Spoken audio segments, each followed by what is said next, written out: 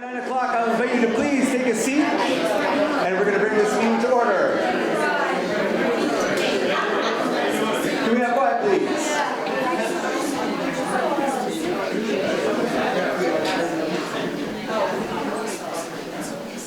All right, thank you, and welcome to Town Meeting 2025. The first order of business is to elect a moderator. Article 1, elect a moderator for the meeting for the ensuing year. Jacob Rakusen's term expires. Is there a nomination for moderator? Jacob Rakusen. Is there a second? Second. Are there any other nominations? Sorry, we don't need a second. Rusty, are there any other nominations? Hearing none, Jacob Rakusen has been elected as your moderator for the year to come. Thank you. Before we proceed, I'd like to make a handful of announcements and recognize a handful of announcements. We would like for ballot voting to go as smoothly and efficiently as possible. So to that end, if you do not have paper and pen to mark ballots, Liz here has a receptacle full of slips of paper and pens. Take a long slip of paper because you will be voting more than once. That way you'll not have to make repeated trips up to get pieces of paper and then be waiting in the front while you write it out while everyone waits behind you before they can vote. We try to keep this process as quick as possible. If you are a justice of the peace, we would ask you to come up and help support the voting administration when it is time for a ballot vote. So thank you for your service. If your last name begins with the letters A through L, you will queue up to this side for voting. If your last name begins with letters M through Z, you will queue up on this side for voting. Again, all of this is to keep this process moving as efficiently as possible, so thank you so much. Let's see. Next note, Scott Perry brought to my attention this morning that to this day, 234 years ago, Vermont became the 14th state of our country. Woo!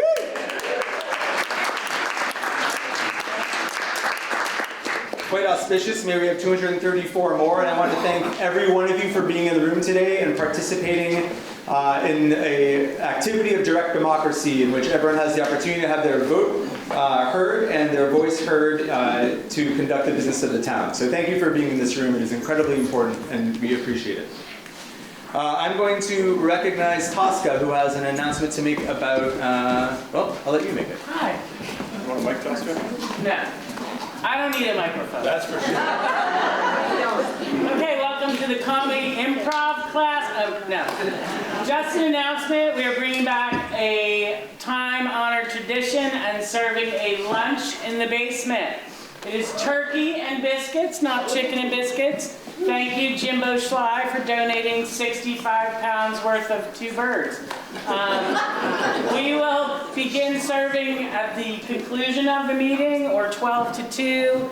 If this meeting is running forever and you're hungry, a motion to adjourn for lunch might be in order, but whatever you want to do, we have to-go's available. We are asking a donation of $6, which would benefit Heartful Kitchen, which is your new food shelf that is located in the basement. And that's all I have. So please join us.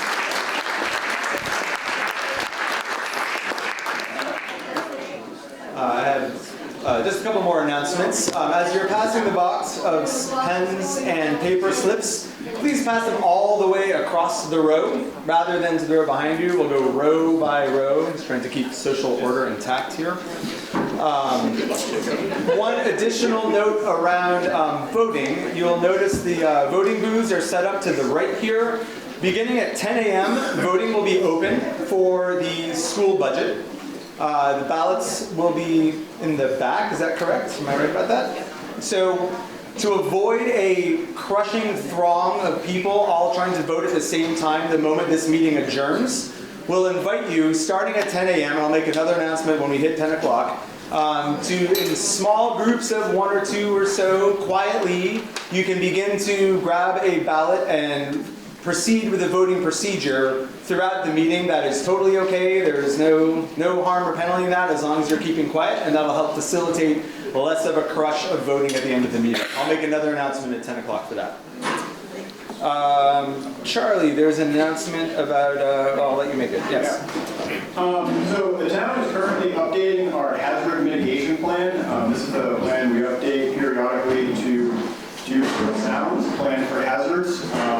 And so there is a survey in the back of the room on the table that we are hoping community members can fill out to help us with putting this new plan together. You're welcome to fill out a hard copy of the survey and leave it in the box back there, or take a hard copy and return it to the town clerk's office. There's also an electronic Google Docs version of the survey linked to the town website.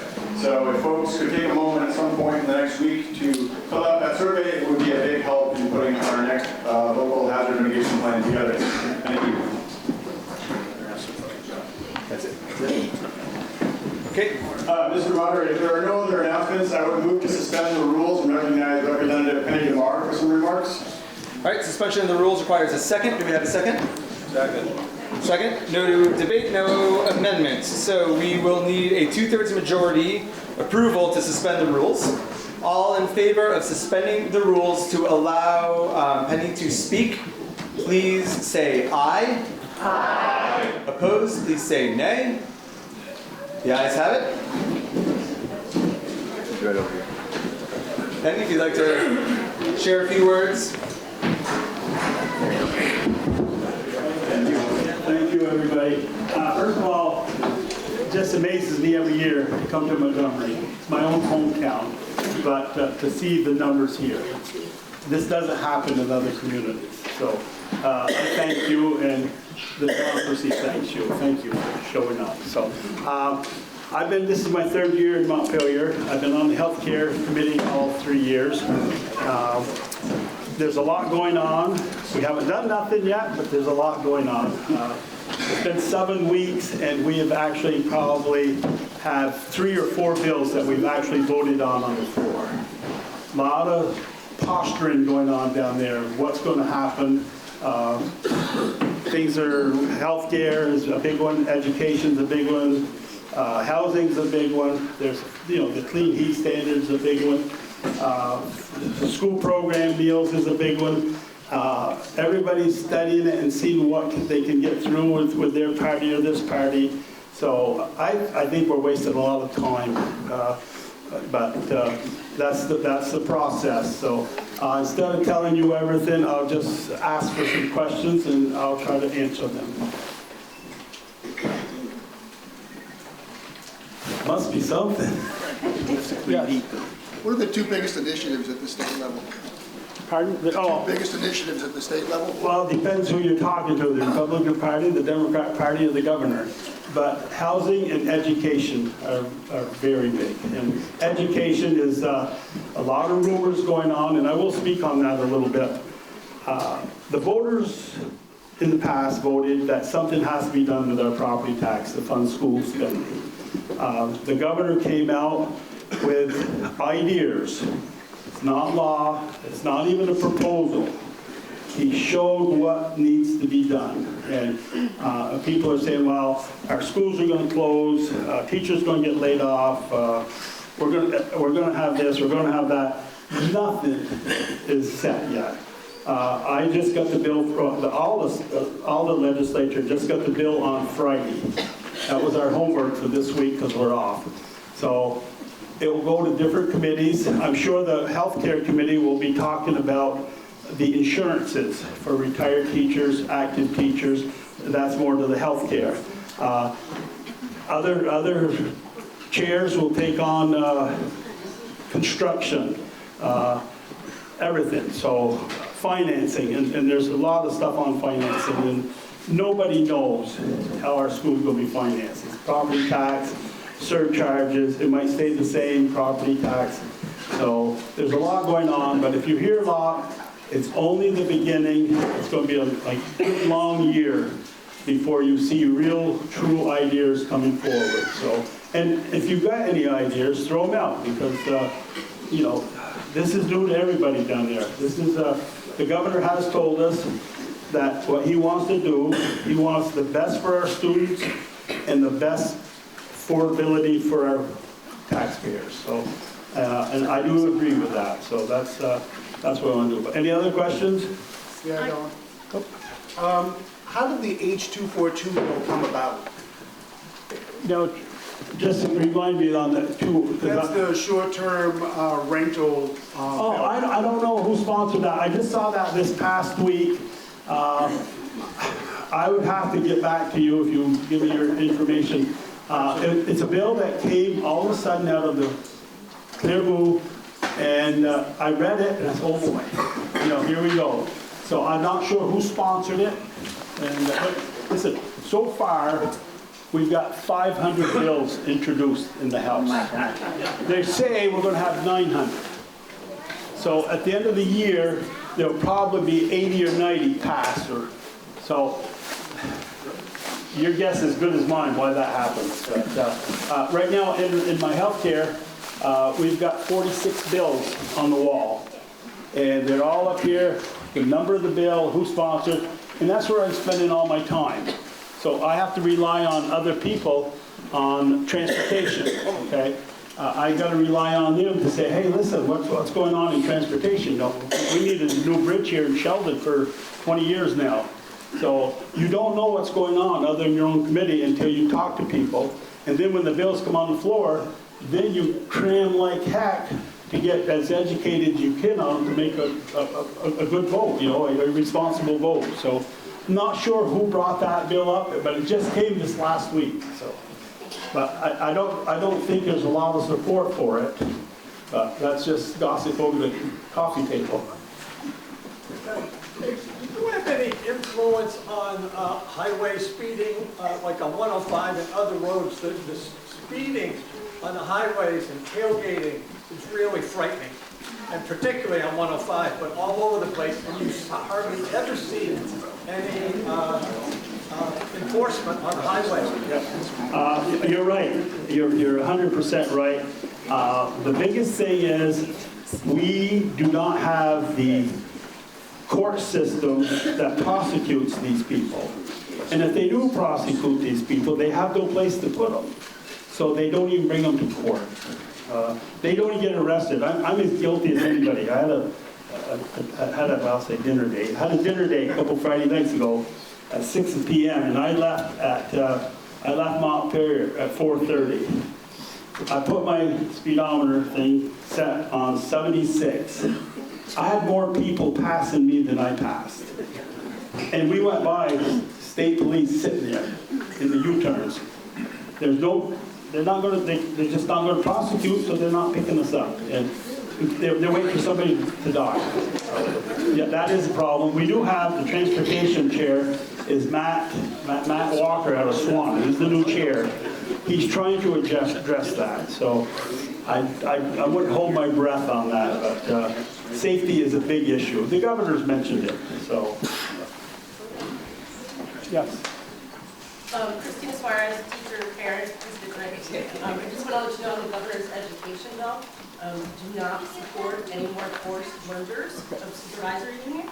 We've already lost a lot of our local control. We need the ability to make decisions about what's happening in our own building. We need to do that locally. We also need to provide universal funding for kids in school meetings. Thank you, yes. And you're right, okay? But when they said we're down to 5 supervisory unions, that doesn't mean that's what it is. It was a starting point. There'll be a lot of discussions on that. And there's been a lot of people talking with other states on that too. So New York has less supervisory unions than Vermont does. We're not New York. We're not New York, you're right. But we still have to afford to pay for that.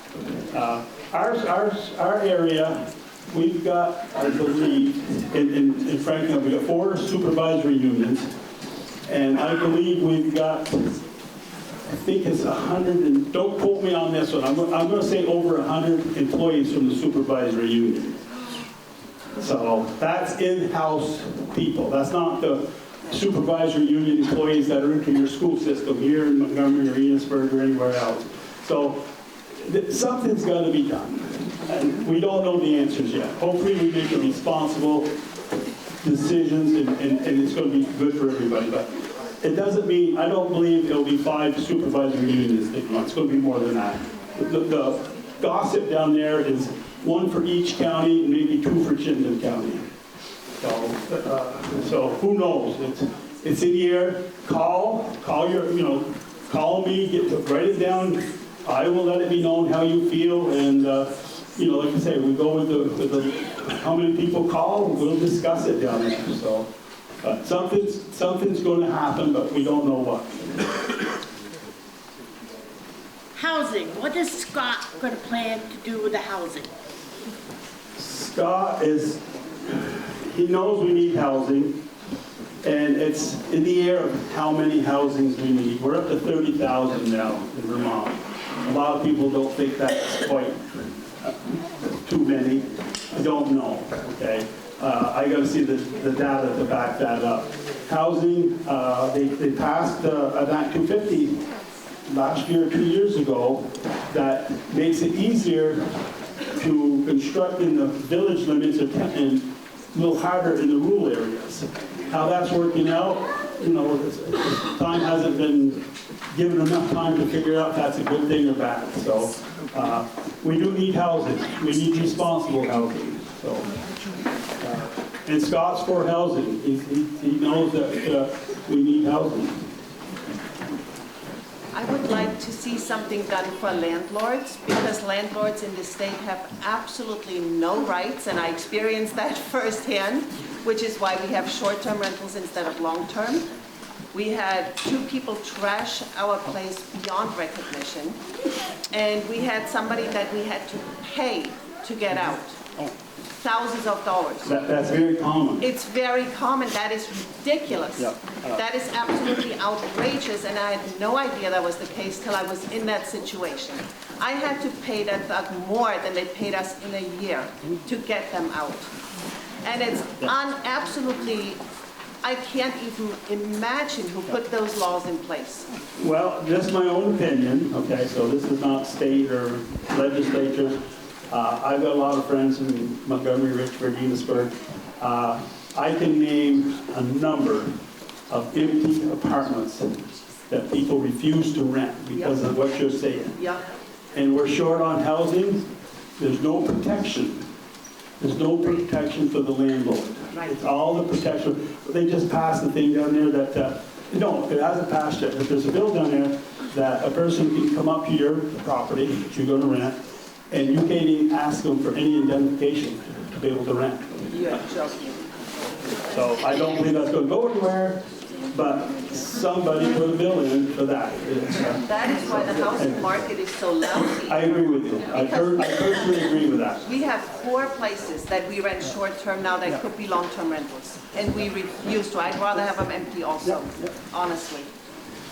Ladies and gentlemen, it has been 10 minutes of discussion, which is the typical amount of time that we give for any one discussion. I expect we could probably spend 30 minutes or longer this morning. I would like to invite anyone that has further questions for a representative to please bring them to the representative directly at the end of the meeting, or to contact his office in the interest of being able to keep this meeting on track, because we have many things to get to today.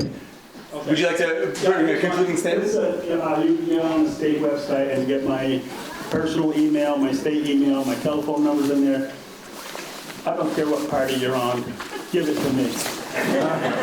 We'll do my best. Thank you. Thank you so much.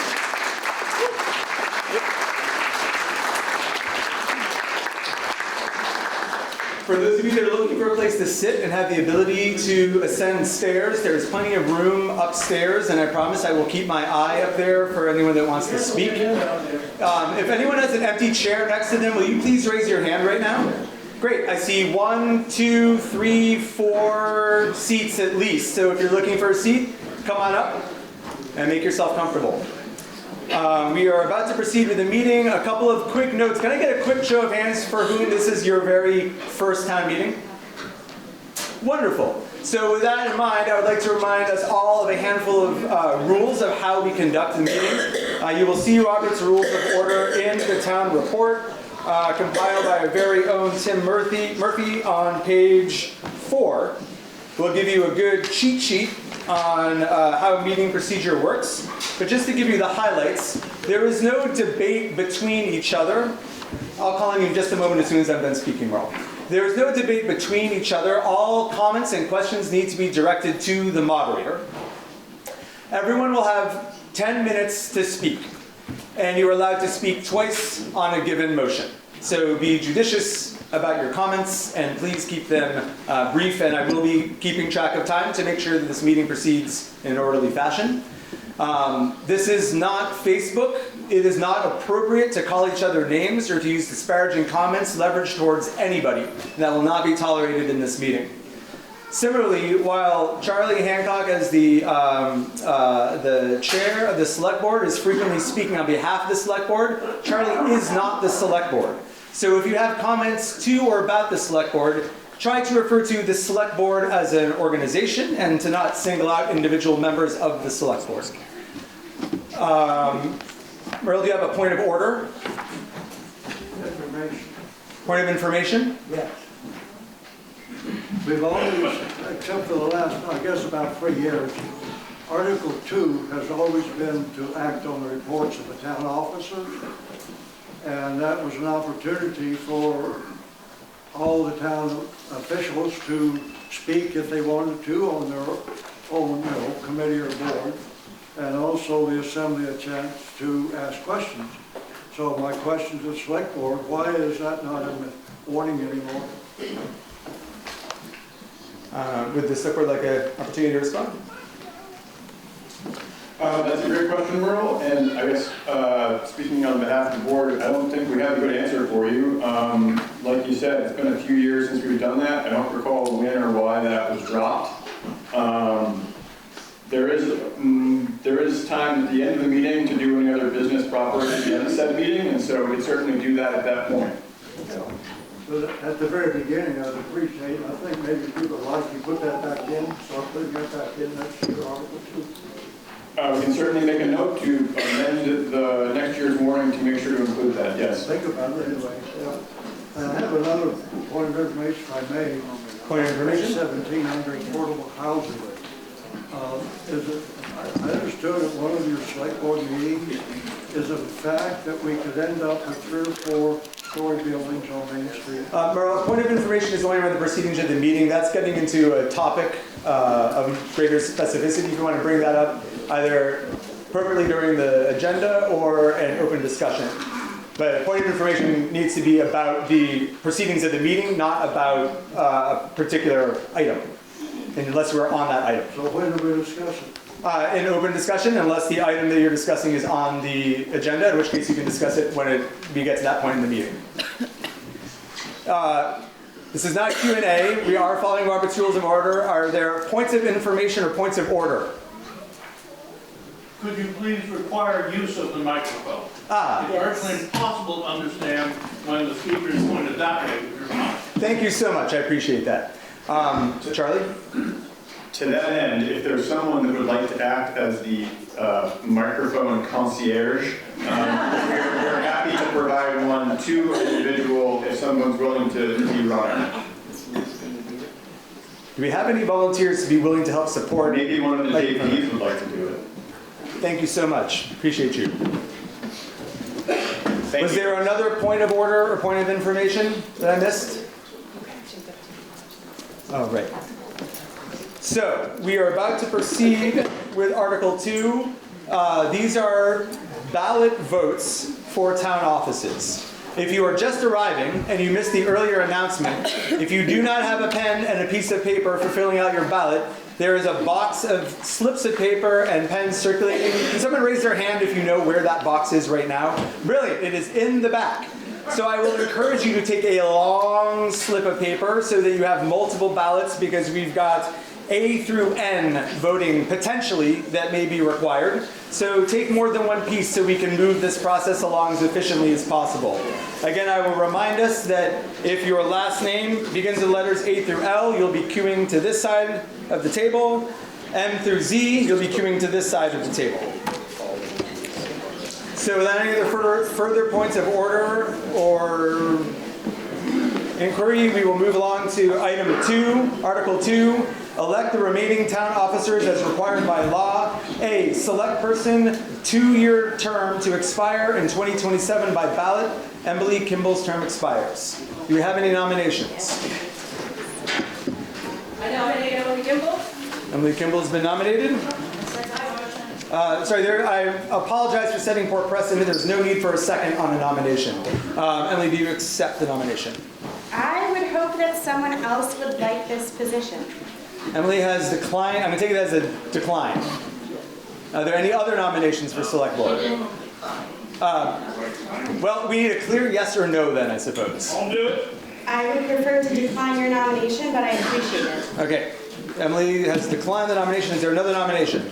I nominate Charlie Hancock. Charlie Hancock is up next. Charlie Snedeker. Charlie, do you accept the nomination? Yes. Are there any other nominations? Charlie? I nominate Daniel Kahn. Daniel, do you accept the nomination? Yes. Yes. Are there any other nominations? In the back? Nominate Lori Ellis. Lori Ellis. Lori Ellis, are you here and do you accept? Is Lori Ellis in the room? Well, could someone clarify if Lori's not here to accept, is that a valid nomination? I believe the answer is no. I don't believe so. If Lori's not here to accept the nomination, I do not believe she can be nominated. Is there anyone else who would like to nominate for position of select board? Hearing no other nominations, we will give... Oh, is there another one? Raise your hands high and wave it so I can see you. Oh, up there, thank you. I nominate Jeffrey Altrui. Jeffrey Altrui, do you accept the nomination? Yes. Jeffrey Altrui.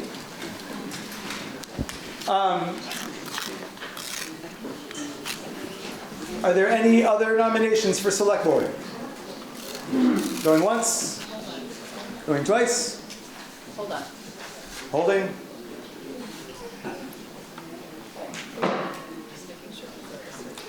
Hearing no other nominations, we will close nominations. We have 3 candidates for this position, and we will invite each of them to speak for 2 minutes, specifically to their qualifications for their candidacy or their interest in serving. We'll begin with Charlie Snedeker.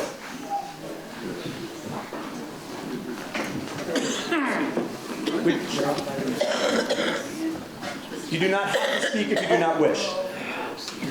Hi, Charlie Snedeker. I have a master's in international relations, bachelor's in law. Spent almost a decade in Eastern Europe. Half of that had been reconstructing war-torn cities with international organizations.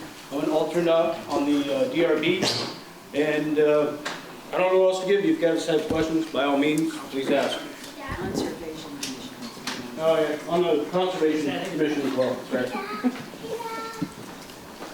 Daniel Kahn. Can we have a question? Point of order, or point of inquiry, yes. Oh, sorry.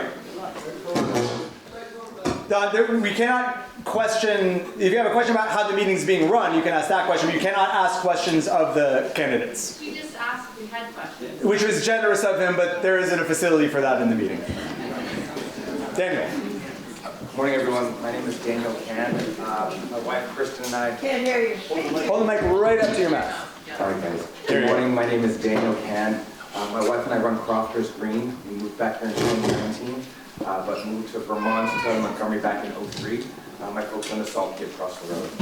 I wanted to run for the select board because I'm really proud of what the board has done the last 8 years. I think that's in many ways a thankless job, and civic service and civic duty is really important to me. I appreciate all the work that they have done and hope I can continue with that tradition in providing for the community and serving the community and representing the will of the people as we move forward with projects or, again, mobilizing the will of the people. I am on the current library committee, and I run a nonprofit in town called Montgomery Community Commons. I have 3 kids, ages 4, 2, and 1. And again, it's important to me that this community has a bright future because I want to be here for a very long time and I get my kids here in the States. Speak as loud as you can. Still can't hear. I have 3 children. They're lovely, and I want to be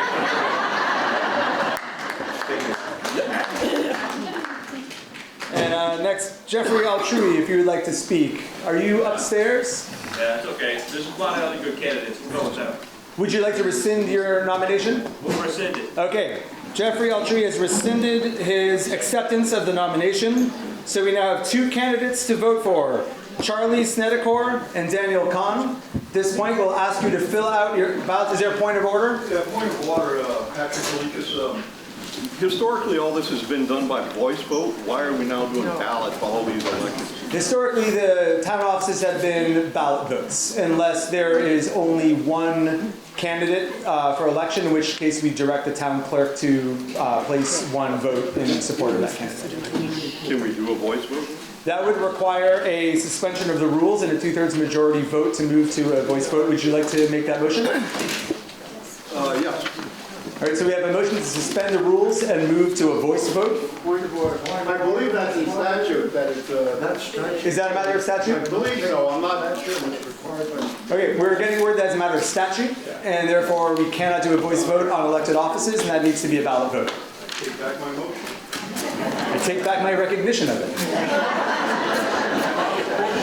So, we will now be voting for the position of Select Board for 2 years, term to expire in 2027 by ballot.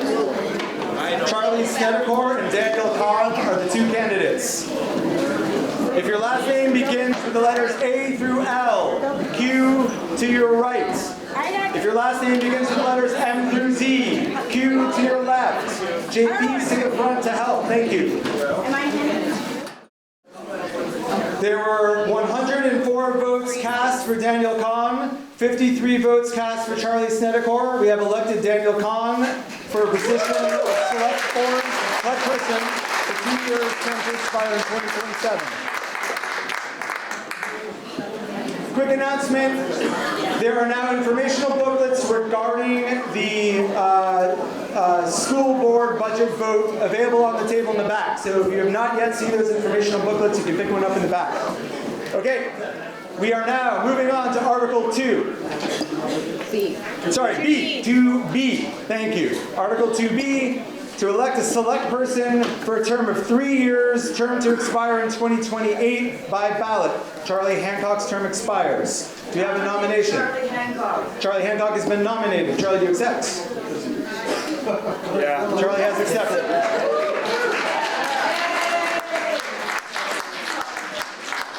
Do we have any other nominations? Do we have any other nominations? Cliff, say the last name. Loose. L-O-O-S. Cliff Loose, L-O-O-S. Cliff, do you accept? Yes.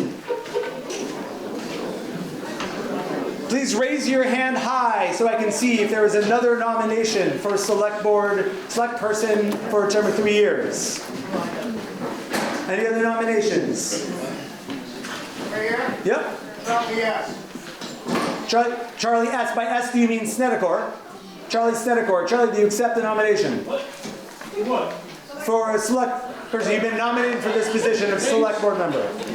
Sure. Yes? Okay. Charlie Snedecor has accepted the nomination.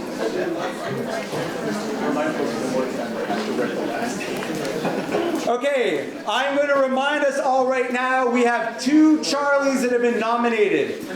Any ballots that do not indicate the last name will be invalidated and cast out. So you must include the last name of the candidate for your ballot to be counted. Are there any other nominations? Any other nominations? Going once? Going twice? Okay, we will close nominations, and I'll now invite the candidates in the order they're nominated to speak for a couple of minutes in support of their candidacy, beginning with Charlie Hancock. Hi, everybody. I think most people here know me.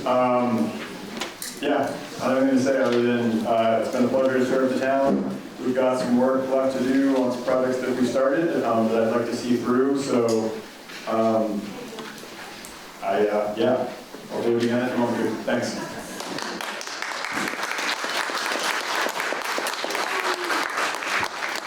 Cliff Loose, and if we, thank you. Yes, thank you. Usually I can speak loud enough to not use a mic, but we'll see how this goes. Originally from here, from Jeffersonville, grew up here, joined the Navy, did a lifetime of service. And coming back, I'd like to serve again and gracious honor the nomination. I really appreciate it. Some of my background, like I said, I did 27 years in the Navy, came back to Vermont after almost 30 years. Vermont has changed, but I would definitely like to serve and appreciate the nomination. Thank you.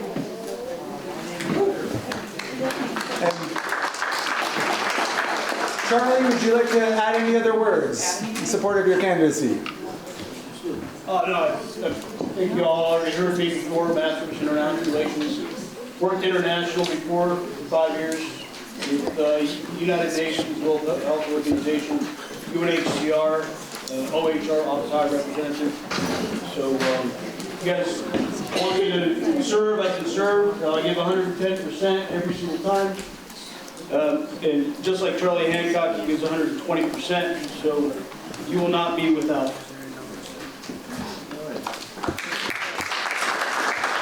Those are your 3 nominees. I will repeat the names one more time and direct you all to fill out your ballots. You do not need to use the entire length of your strip as one ballot. That is intended to be ripped into multiple ballots so that you don't need to continue to source more balloting. The 3 candidates are Charlie Hancock, Cliff Luce, and Charlie Snedecor. Please form 2 lines in the middle aisle, A through the first half of K to the right, second half of K through Z to the left. Please make your way back to your seats as quickly as possible when you are done voting. The results of the election for select person for a period of 3-year term to expire in 2028 by ballot. Charlie Hancock has received 115 votes. Cliff Luce has received 17 votes. Charlie Snedecor has received 31 votes. We have elected Charlie Hancock for a 4-year term.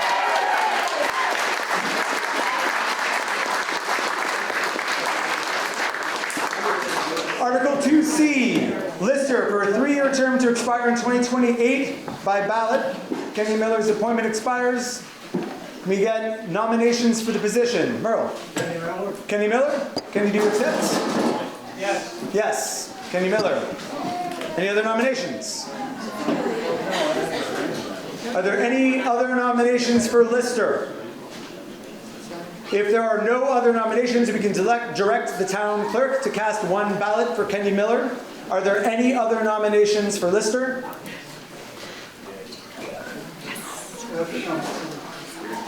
I'm sorry? Oh, you're not interested. We can direct the chair of the select board. Is this? Yes? Correct. You can direct the chair of the select board to cast 1 vote in favor of Kenny Miller if there are no other nominations. Any other nominations? Hearing none, we will direct Charlie to cast 1 vote for Kenny Miller. We have elected Kenny Miller as a lister for a period of 3 years.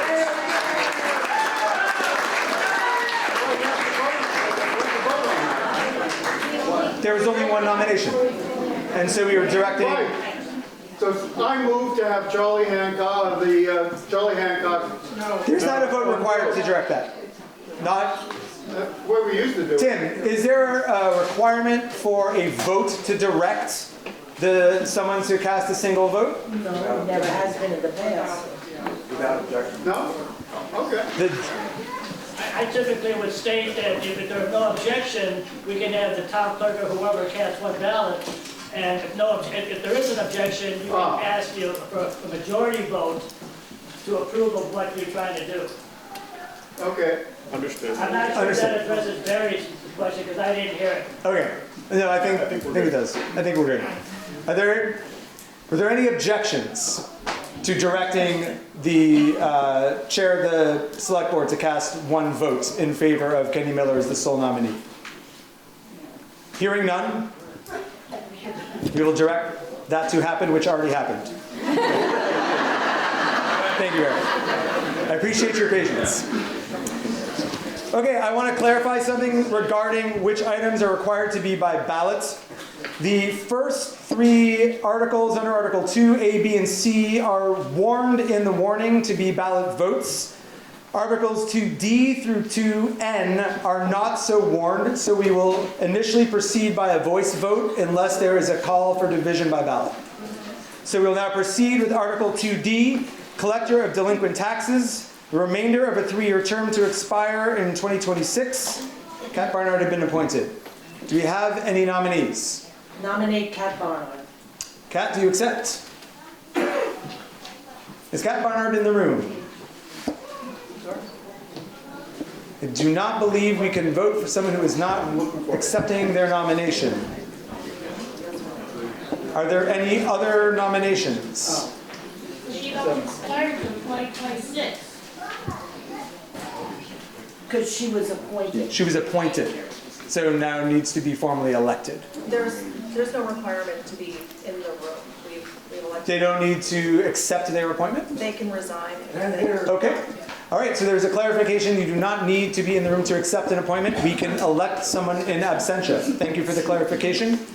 So Kat Barnard has been appointed and is not here to decline the appointment. Therefore, she's on the ballot. That's what you get for not showing up.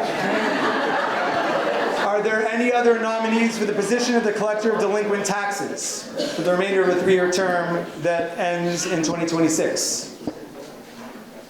If there are no objections, we can direct the chair of the select board to cast one vote for Kat Barnard as the sole. It doesn't have to be by ballot. Oh, voice vote. Thank you. I really appreciate y'all's patience in me keeping order here. So, we have one nominee. Any other nominees? All in favor of Kat Barnard as Collector of Delinquent Taxes, please say aye. Aye. Opposed, say nay. Ayes have it. Congratulations, Kat. Article 2E, First Constable, for a 2-year term to expire in 2027. Brett Godin's term has expired. Are there any nominations? Brett Godin. Brent? Do you accept? Okay. Are there any other nominations? Any other nominations for Constable? Sorry, First Constable. Going once? Going twice? Nominations are closed. All in favor of Brent Godin for the position of First Constable, please say aye. Aye. Opposed, say nay. Congratulations, Brent. You're welcome. Article 2F, the Village Cemetery Commissioner, a 5-year term set to expire in 2030. Joanne Lanfear's term expires. Nominations. Joanne Lanfear. Joanne Lanfear has been nominated. Joanne, are you here to accept? Rather, are you here to decline? Are there any other nominations? Joanne Lanfear. She's been nominated and is not here to decline the nomination, so her ballot stands, or her nomination stands. Are there any other nominations? Hearing none, all in favor of Joanne Lanfear for the position of Village Cemetery Commissioner for a 5-year term, please say aye. Aye. Opposed, say nay. Congratulations to Joanne. Article 2G, Village Cemetery Commissioner for the remainder of a 4-year term expiring in 2028. The position is currently vacant. Do we have any nominations? I nominate Tim Murphy. Tim Murphy has been nominated Yes. and accepts the nomination. Are there any other nominations for Village Cemetery Commissioner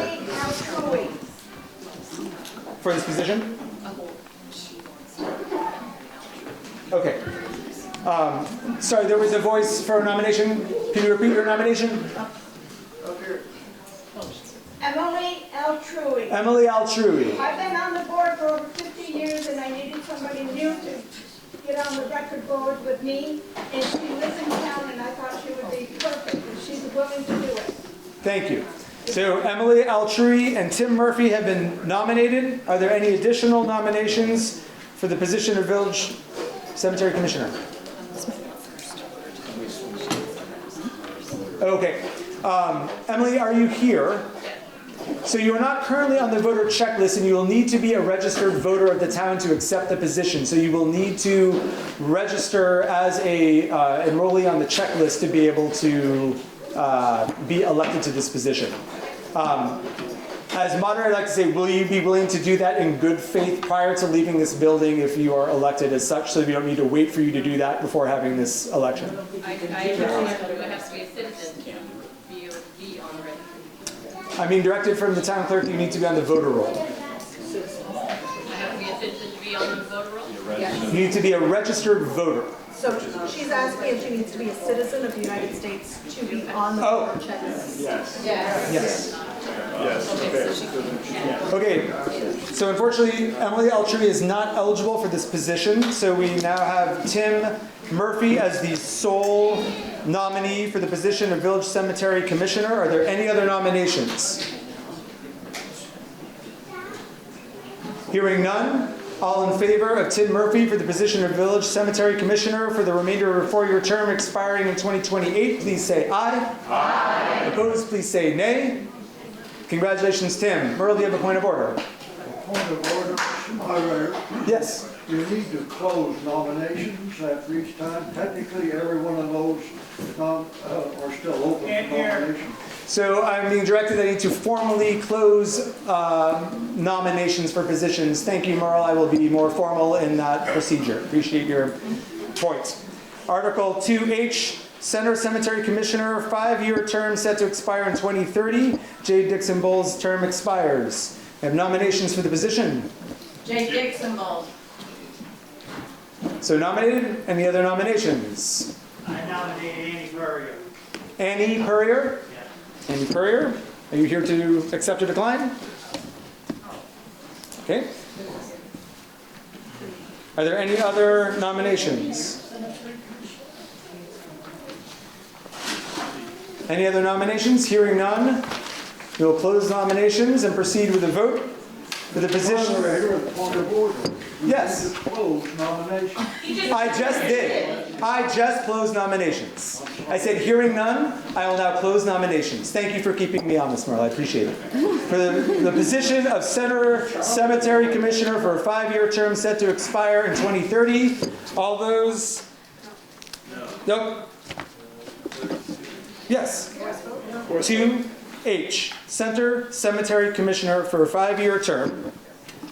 We have 2 nominees, J. Dixon Bowles and Annie Purrier. Correct. We'll proceed with a voice vote. All in favor of J. Dixon Bowles, please say aye. Aye. All those in favor of Annie Purrier, please say aye. Aye. I'm hearing J. Dixon Bowles, unless someone wants to call for a division. J. Dixon Bowles has been elected. Congratulations.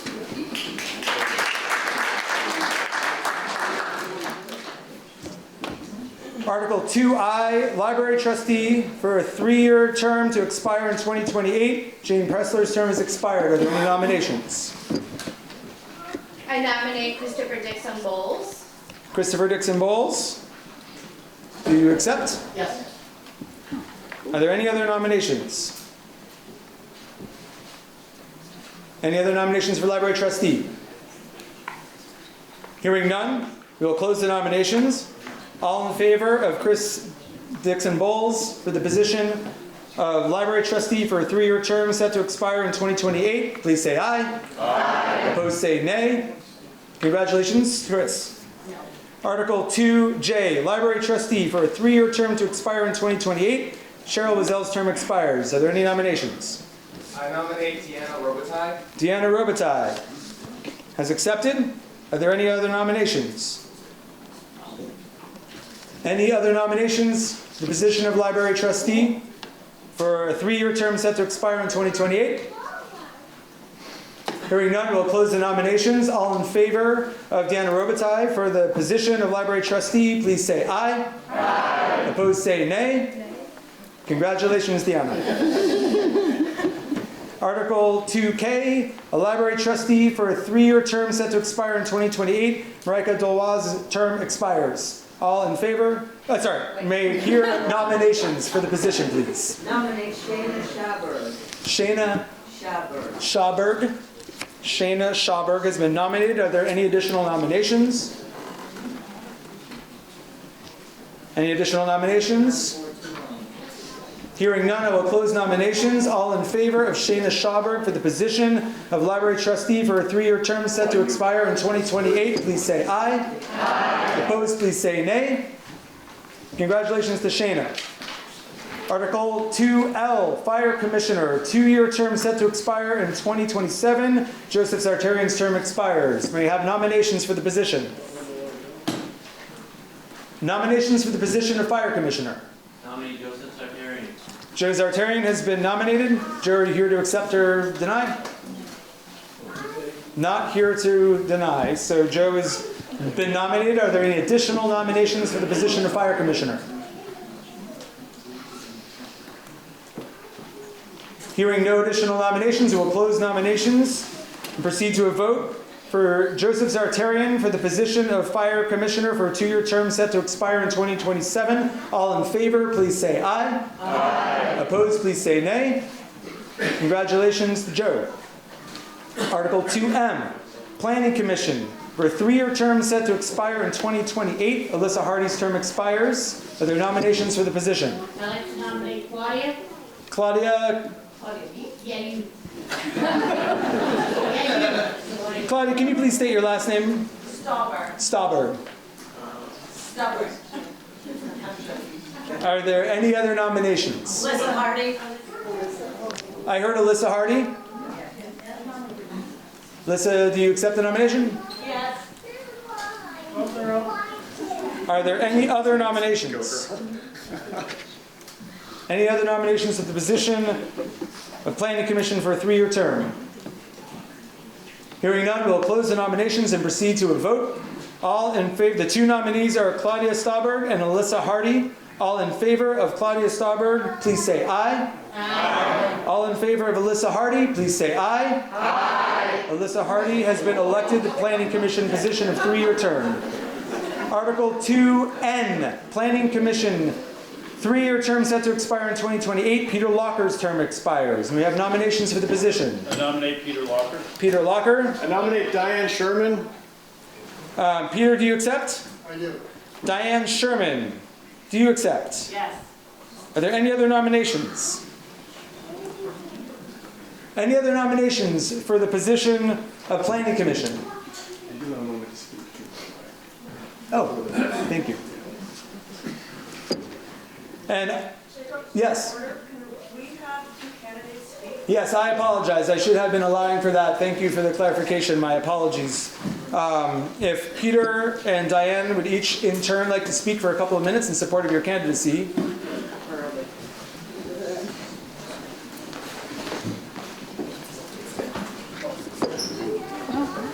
No, I'm good.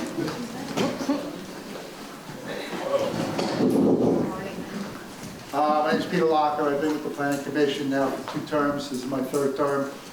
I came in on request to replace somebody who was backing away from the position for health reasons. And during the course of those 2 terms, I selected chair, and we worked on to successful fruition the town plan update, which was required every 8 years. And we're currently in process to modernize bylaws, zoning rules. We're working closely with regional planning grant, and I would like the opportunity to see that project through during this next term. Thank you. You gotta hold it close to your mouth. Is that right? Swallow the mic. Hello, my name's Diane Sherman. I know I don't know a lot of you in town yet. This is my 3rd year in Montgomery and my 15th in Vermont. I grew up in a really small town in the Upper Peninsula of Michigan. So living in Montgomery is a welcome and comfortable place to be, and I really love this community. My background is as an attorney. I worked for the state of Vermont, and I started my career focusing on land use law. And while I moved away from that professionally, this is something I'd really like to focus on. I love that the work in Montgomery is done a lot through volunteer work, including by Peter's contribution to the Planning Commission to date. And I know that there's a lot of important work going forward, working on the bylaws. I think the skills I can bring include knowing how to draft laws, and I really enjoy working in the land use field. I also have the time and energy to put toward this. And I know that going forward, it'll be really important to find a way to work together in a collaborative way, and I hope to be a part of that. So if you're looking for a new voice to add to the Planning Commission's already fantastic group, I'd welcome your support. Thanks.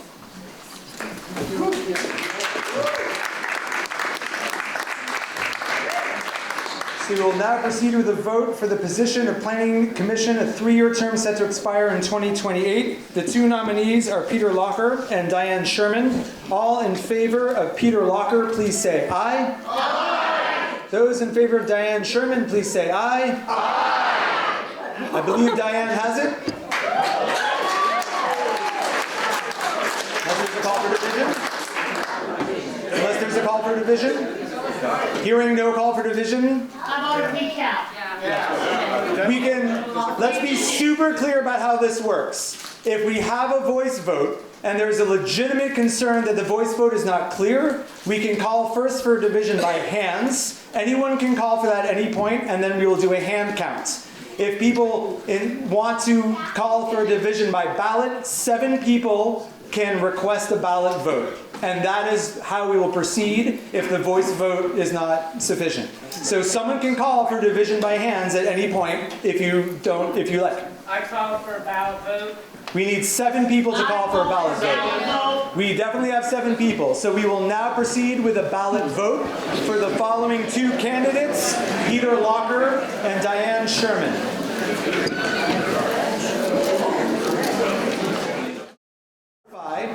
And that is regarding eligibility for voting by voice vote, voting at all, as well as ability to speak in this meeting. Those rights are for folks that are on the voter registration roll of this town only. So if you are a registered voter in this town, you are allowed to speak at the meeting, you are allowed to vote by voice, hand, or ballot. If you are not on the registered voter roll, you cannot speak in this meeting unless you have been recognized or voted by the assembly to recognize your right to speak as a suspension of the rules. And you are not allowed to vote. So if there is a voice vote and you are not on the registered voter roll for the town of Montgomery, you must stay silent. If you cast a vote by voice, that is illegal voting. Please do not do that. So, in that I do not know who everyone is, and in that there is no effective way of being able to police that when we take a voice vote, we are expecting that you will self-police as to whether or not you speak out loud as whether you are a registered voter or not. If we move to a ballot, obviously that is validated by the checklist. So I want to make sure that that is completely clear to everyone in the room. For the position of Planning Commission, 3-year term set to expire in 2028. Candidates are Peter Locker and Diane Sherman. Peter Locker received a vote total of 57. Diane Sherman received a vote total of 103. We have elected Diane Sherman as the Planning Commission.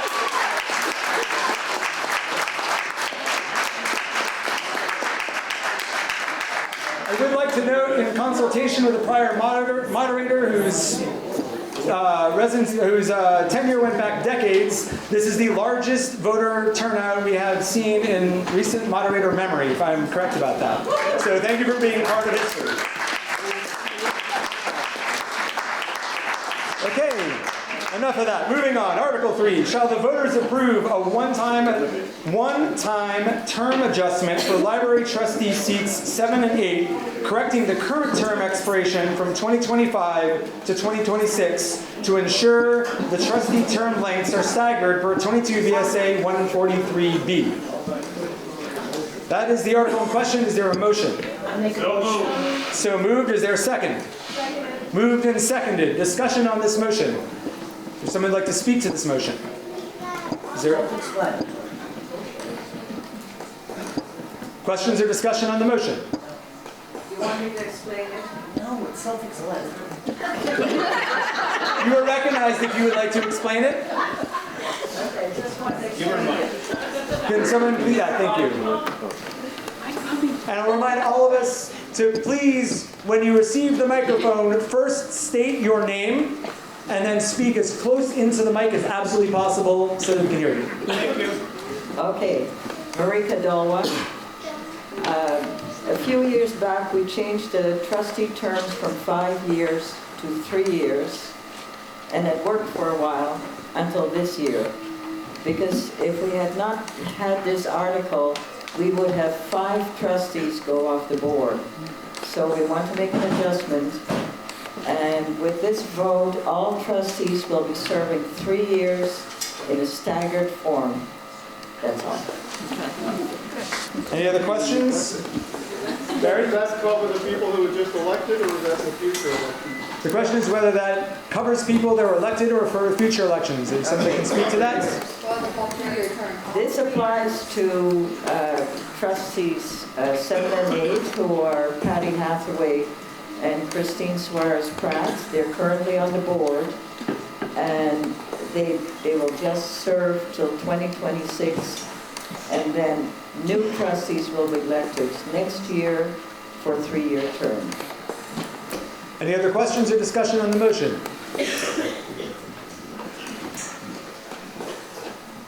Hearing none, we will call the question. Shall the voters approve a one-time term adjustment for library trustee seats 7 and 8, correcting the current term expiration from 2025 to 2026 to ensure the trustee term lengths are staggered per 22 VSA 143B? All in favor of the motion, please say aye. Aye. Opposed, please say nay. You passed the motion. Article 4. Shall the voters authorize the treasurer pursuant to 32 VSA 4791 to collect current taxes? So moved. So moved. Is there a second? Moved and seconded. Discussion on the motion? Any discussion on the motion?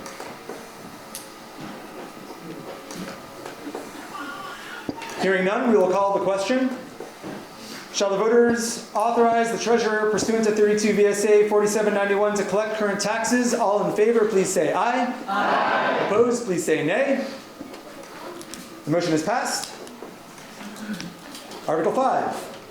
Shall the town vote to approve a half-cent increase in the tax rate to be allotted to the Conservation Reserve Fund established by the voters in 2018 in accordance with 24 VSA 2804? Is there a motion? So moved. So moved. Is there a second? Is there a second? Second. Moved and seconded. Discussion on the motion. What's the current rate? Oh, can you please raise your hand and we'll get a microphone to you if you could state your name and proceed. James Marsh. I just wondered what the current rate is. I know it's changed in the last 2-3 years. Is it 1 or is it 1.5 or is it half the current rate that we're doing right now? The current conservation allocation? Yes, that's what I'm asking. Is there someone from the select board willing to respond? Charlie? So current rate is a 0.5 cent increase, and that has been the rate since 2018. Any further discussion on the motion? Somebody wrap that. Why the increase? What was the lowest need or want? The question is why there was an increase. So why the increase? The other 0.5% that we are increasing for? What is the goal? Charlie? Point of inquiry, sorry. Oh, no, it's discussion motion. No, just to clarify, the 0.5 cent increase to the tax rate, just to clarify, it's not an increase from past votes on this. It's always been 0.5 cent. Now, as far as why the 0.5 cent increase to support the conservation fund, this fund was established to support land conservation efforts in the community, which have a direct community benefit. The way that this fund works is that projects will apply to the Conservation Commission. The Conservation Commission has a set of criteria. They run through each project. If they deem the project appropriate, they then come to the board and they ask the board to allocate monies from the Conservation Fund towards the individual project. The board then votes to allocate monies towards the project. To date, the balance in the fund is about $35,000. Since its inception, we've only allocated $15,000 from the fund. The latest allocation was $5,000 to support a conservation easement on a 600 some odd acre property directly over there. Essentially the ridge line you look at traveling south on 118 to the west. That property is working through a project right now to put a permanent conservation easement on it, which will ensure that it remains undeveloped into the future, open for wildlife, recreation, sugaring, all those good things. So that's kind of the lay of the land, how it works and why it was established, and then how the decisions get made. just to clarify, it's not an increase we're voting on. No. Charlie. So again, just to clarify, this is not an increase from anything in past years. It is an increase on the municipal tax rate. So essentially we're saying, so we're talking about increase in two different ways. There's a municipal tax rate. If you look in your town reports, at the bottom of the budget, you'll see the projected municipal tax rate.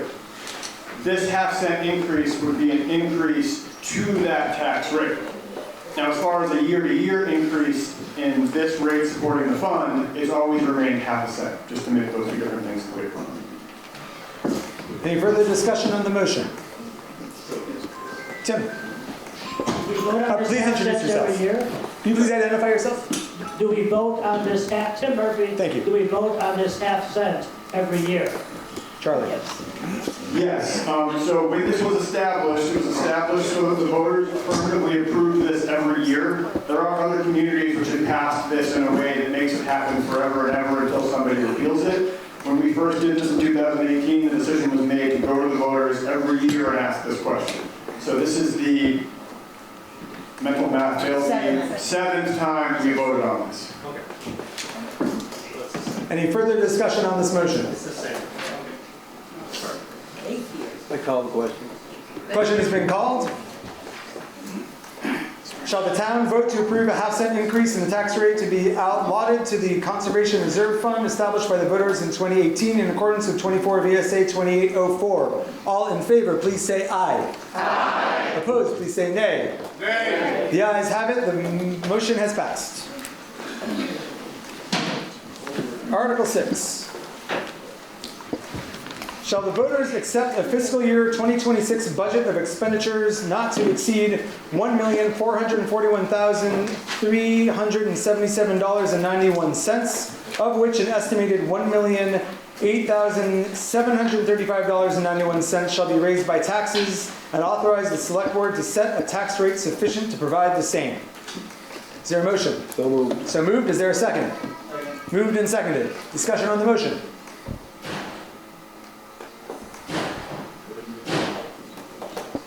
Yeah, I got a question. Please wait for the microphone and introduce yourself. Thank you. Sorry, I'm not used to a microphone. Joe D'Amatos. I do have a question about this. So the tax rate will be set by the select board to recover the $1,008,735 in taxes. Is that correct? Is that the way that's supposed to be? I want some clarity. Charlie? So every year, the municipal budget passes, you'll see the projected tax rate listed at the bottom of the budget. Then in April, no, we actually set the tax rate. April?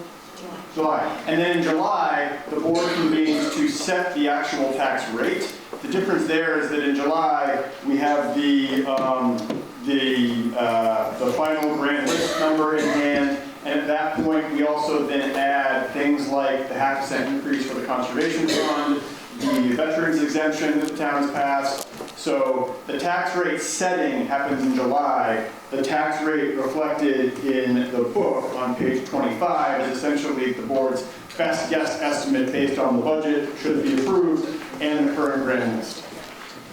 So just to clarify, the difference between the $1,008,735 and the $1,441,377.91 will be collected from the taxes of Montgomery, ownership, and ultimately that the rate that will be set at will be after the rooms and meals tax, the municipal taxes, whatever that's covered. Is that correct? I'm just trying to get a little clarity. Charlie? So on page 25, what you'll see under the Excel table is total budgeted expenses. Under that, you have unreserved funds. That's cash we carry forward from the prior fiscal year. And then you have less total budgeted non-tax revenue. Those are things like state payments, grant revenue, money that does not come from property taxes. And that's where you get the total property taxes proposed, the $1,008,735.91. Now, the local option tax has no bearing on property taxes. So again, the 1% local option tax, in whatever form that is taking or will take in the future, has no bearing on the property taxes before you. So the tax rate will be increased to make sure that the $1,441,377.91 is paid, correct? Charlie? No, so the tax rate is not actually increasing, the proposed tax rate is decreasing. So I don't That's understand. what I'm trying to get. I'll recognize, yeah. What does that actually mean? Increase, decrease, what percentage?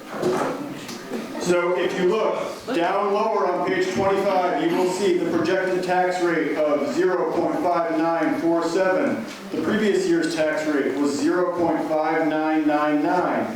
This results in a property tax rate decrease of 0.0053, which is a percentage decrease of 0.9%.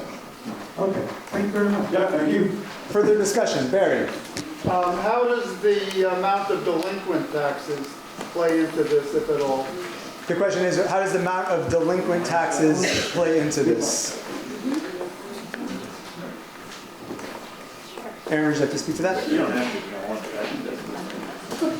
I mean, it plays into it in that if we don't collect the taxes that are owed to the town, we come forward into this next fiscal year in a hole. The more taxes we don't collect, the deeper that hole is.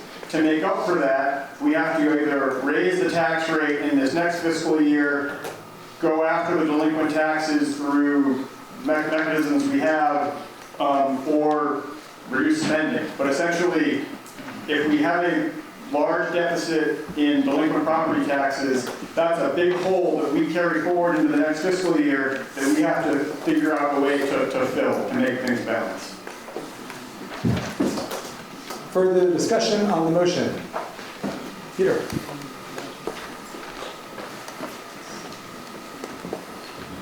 On the taxes, again, the delinquent taxes are currently accumulated to $200,000, about 20% of what portion is being paid through town taxes. Charlie mentioned mechanisms to reduce and alleviate, never to alleviate, but to reduce. My question is, what mechanisms are in place and how successful have they been? Charlie? Yeah, so the mechanisms to essentially figure out what to do regarding that deficit from a budget perspective are reduce expenses to help kind of reduce the gap. As far as mechanisms to recover those taxes, the town has a few options, the most extreme of which being putting properties up for tax sale. So essentially, if you don't pay your property taxes for a long enough time and your balance increases to a certain point, the town has the ability to essentially put your property out for bid at auction to recoup that deficit. That being said, the town will work with you and tries to work with folks to set up a payment plan. So if folks are behind on their property taxes, I do want to encourage you to reach out to Kat Barnard, who is the collector of delinquent taxes, to set up a payment plan, at least work with the town in a way to try to make this whole. If taxpayers do not do that and carry forward balances that are large enough, long enough, the town does have the ability to, has in the past, and will again in the future, put properties up for tax sale. Looks like there's a question in the back there. Yeah, since we brought up delinquent Please identify yourself and use the mic. Andre, since we brought up delinquent taxes, I noticed in the book here that the town's delinquent. Can't hear it. So the question is, notice in the rolls that the town is delinquent in taxes. There's someone who would like to speak to that from the board? Charlie? Page 34.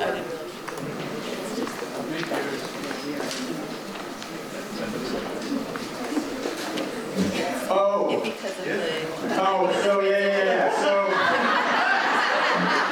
Sorry, I was like, no, damn, because. So the town delinquency that's in there was the result of a property on Route 242 changing hands, coming to the town at a point where we didn't pay the property taxes in time to not make it into the book. So because of the way that transfer fell and the way the delinquent tax report got done, that point, those taxes had not been paid.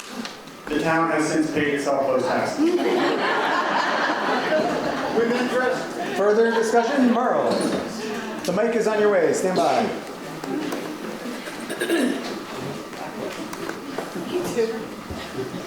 If you look at the top of page 28, we have 125,000 outstanding for the public works building. And here's a paying $8,400 a year in interest. If you do another 5 years, that's $42,000 we're paying in interest. If you look at the bottom of page 37, fire, there is 63,700 surplus. Bottom of page 40 for the rec, there's 80,800 surplus. And 42 for library, there was a 67,900 surplus. So round figures, that's $212,400 sitting in the bank doing nothing. If we took about half of that to pay that $125,000 off, we would save ourselves $42,000 over the next 4 years. So, No, please use the mic just so everyone can hear you. If you could hold that mic right up to your mouth so everyone can hear you. Thank you. If we paid that off, we'd save ourselves $42,000 in tax money paying interest. So I'll make a motion to transfer $40,000 from the fire department library budget, $45,000 from the recreation department budget to the general fund to pay the $125,000 owed on the public works building bond. There's a motion on the floor. Correct. There's a motion on the floor, so we cannot entertain another motion while there's a motion on the floor unless you want to present this as an amendment to the current motion. So you can't make the motion since there's a motion on the floor.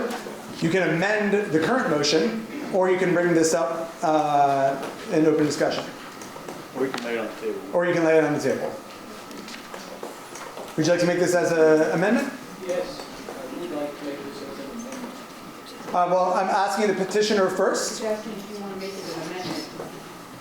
Merle, there's a motion on the table, so we can't make a new motion while there's a motion under discussion. It's not amending because it's not reducing the budget, it's not reducing anything. And it's not really hurting those three departments. They still have a nice surplus of comfort. So I'm not amending anything. So the options are to then vote this down and take up a new motion, or to amend the current motion. But there's a motion on the table that is in discussion. You can't take up a new motion while we're discussing a current motion. Well, would that be off? Oh, Robert rules. That'd be off the amendment. Point of information, point of order? I believe he's talking about paying off a bond, and if that's the case, I believe he's talking about the motion involves paying off a bond, and in general, bonds can, the terms of a bond are that they go the full period and cannot be paid off early. Or at least you pay the interest even if you're paying it off early. Okay, so we just went through a bond vote at the celebration. I just want to settle the procedural question first before we start discussing this. So just to be clear, you want to put this in as an amendment to the current motion? I just want to be really clear how to proceed here, because we have a motion on the table. I cannot accept a new motion, but if you want to present this as an amendment, we can do that, or we can proceed with this motion, vote it up or down, and then create a new motion as you see fit. Tim, is there a point of information? If this goes down, we can amend this article, Tim Murphy, we can amend this article, vote that up or down, we can vote the motion up or down, but once that motion has been disposed of, we cannot out of nothing create a new motion. If it's not printed in this, we can't really consider it, except under new business. Under new business, correct. Sorry. Thanks for clarifying. We can bring this up as a new motion under new business, or we can amend the current motion. Those are our choices right now. Do you want to bring this up as an amendment?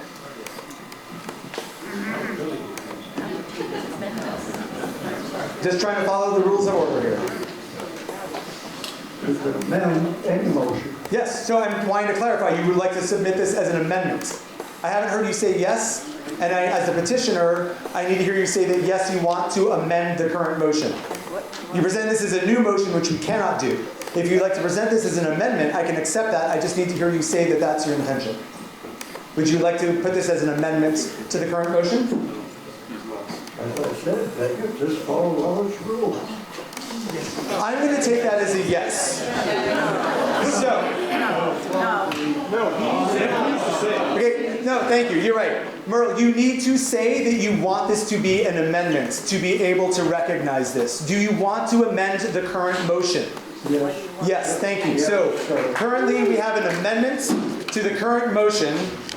Just to be really clear procedurally, so there's no confusion.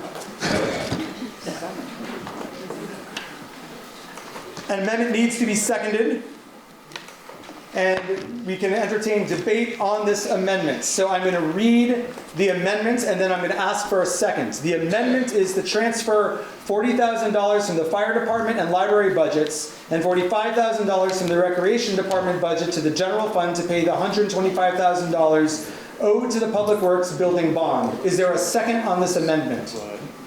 Sure, I'll second it. Seconded. Discussion on the amendment. Let me just be really clear. There's been an amendment put forth on the original motion to transfer these funds. We are now discussing the amendment. And I'll read the amendment one more time. To transfer $40,000 from the fire department and library budgets and $45,000 from the rec department budget to the general fund to pay $125,000 owed to the Public Works building bond. Discussion on that amendment. Barry, and then you, and then you. I have what I believe would be considered a friendly amendment to the amendment, which is to just add the words, if consistent with the terms of the existing bond. Exactly, that's a good point. Merle, do you accept that friendly amendment? Barry, will you repeat that one more time? So I need to be able to write it down. Thank you, Jade. Adding the words to the end of the motion, the amendment as written, if consistent with the terms of the existing bond. Consistent with terms of the existing bond. Thank you. Obviously, I think I have to pay them. Then this bond is paid off. Right now, Merle, we just need to know if you accept Barry's language or not. It's a friendly amendment, so you need to decide whether you want to accept his language or not. Yeah, that's okay. I think it makes sense. Okay, so the amendment, I'm going to read out the amendment again so everyone is clear. Mr. Moderator, let me clear. I'm asking the chairman, I'm sorry, the treasurer, do you know if the bond can be paid off prematurely? I don't. I am going to read the current amendments. To transfer forward, because the amendment has now been amended by friendly amendment, and we all need to know what we're discussing right now. The amendment is to transfer $40,000 from the fire department and library budgets and $45,000 from the rec department budget to the general fund to pay $125,000 owed to the Public Works building bond if consistent with terms of the existing bond. That is the amendment under discussion right now. Before you speak, I had recognized you and then Joe. Yes. Which one? Sorry, raise your hand high and stand up. Sarita, please. And I will remind us all, we're allowed to speak twice on any given motion, and we have a time limit of 10 minutes. Please continue. Just a point of clarification. Can you identify yourself, please? Oh, Sarita Karen. Thank you. Just a point of clarification. If these changes are made, would it not also affect library and rec center and their plans that they've already put in place for the upcoming year? And secondly, if the amendment is knocked down, how does that affect the original point? Is that also knocked down and then we don't have any approval for a budget? No. So somebody would like to answer those questions on behalf of the town. Charlie? Yeah, I guess so to the first point, yes. If the money is taken from those departments and put towards this, those departments do not have that money to use. And these are reserve funds that were set up specifically for those departments that they fundraise for and do things to raise money for long-term investments. And the second question, I think, was if we vote this down, does it vote down Article 6? No, I believe if we vote down the amendment, we then revert back to Article 6. You are next. You done? Okay. Yep. You and then Point of information, or point of inquiry. Oh, sorry. Point of inquiry, what is the terms of the bond? I know we don't know, so why are we voting on an amendment we don't know the terms? I'm just pointing that out there. Leave the amendment on the thing and wait for, we'll call something else later, because if we don't know the information as a town, we shouldn't vote on something we don't know. I understand, but there's wording and there's, you know, let's figure it out. Plus, it's a surplus. It's not something that's carried in budgeting. Because you budget for the next year with the surplus involved unless you're taking into account for the surplus. So there, yeah, this is not a point of order. This is discussion on the motion. Let me be really clear. A point of order or a point of inquiry is a question about the procedure. It is not discussion on the amendment or the motion. If you're going to call a point of order inquiry, it is procedural around how the meeting is being conducted. If you have discussion on the motion, you need to be recognized by the chair. Christina Suarez, you're recognized. Or by the moderator, pardon me. Christina Suarez, library board member, Justice of Peace, this children's library. These are all services that no children, the fire department, your home depend upon. We'll call the question on the amendment. Call the question on the amendment. The question on the amendment has been called.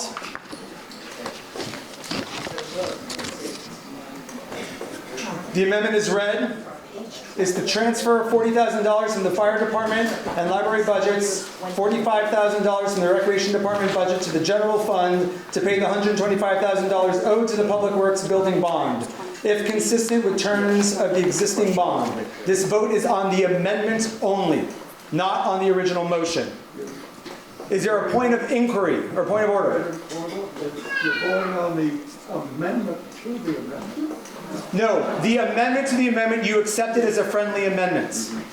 So that it's been accepted as a friendly amendment. The amendment that I just read is the standing amendment on the floor, which includes the words, if consistent with terms of the existing bond. That was accepted by you as a friendly amendment from Barry Cade. All in favor of the amendment as read, please say aye. Aye. All those opposed, please say nay. The motion, the amendment has been rejected. The original motion.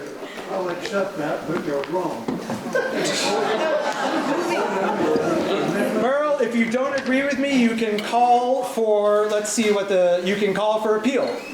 If you want to question the decision of the moderator, you can call for an appeal. Say again?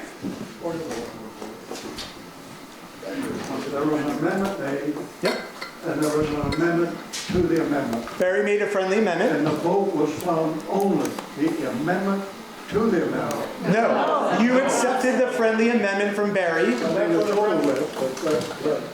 We can agree to disagree. If you would like to call for an appeal, you can call for an appeal. Otherwise, I'm going to proceed with the vote. Would you like to call for an appeal? Would you like to call for an appeal? Then you are not recognized. The original motion that we are now under consideration is Article 6. Shall the voters accept a fiscal year 2026 budget of expenditures not to exceed $1,441,377.91, of which an estimated $1,008,735.91 shall be raised by taxes, and authorize the select board to set a tax rate sufficient to provide the same. Is there discussion on the original motion? I call that question. The question has been called. All in favor of Article 6 as read, please say aye. Aye. Opposed, please say nay. We have passed the article. Article 7. Shall the voters... Excuse me? Was there a point of order? Yes, I'd like to excuse this article, number 7. There is an article to pass over, or a motion to pass over, Article 7. That takes precedence. Let me confirm the process here.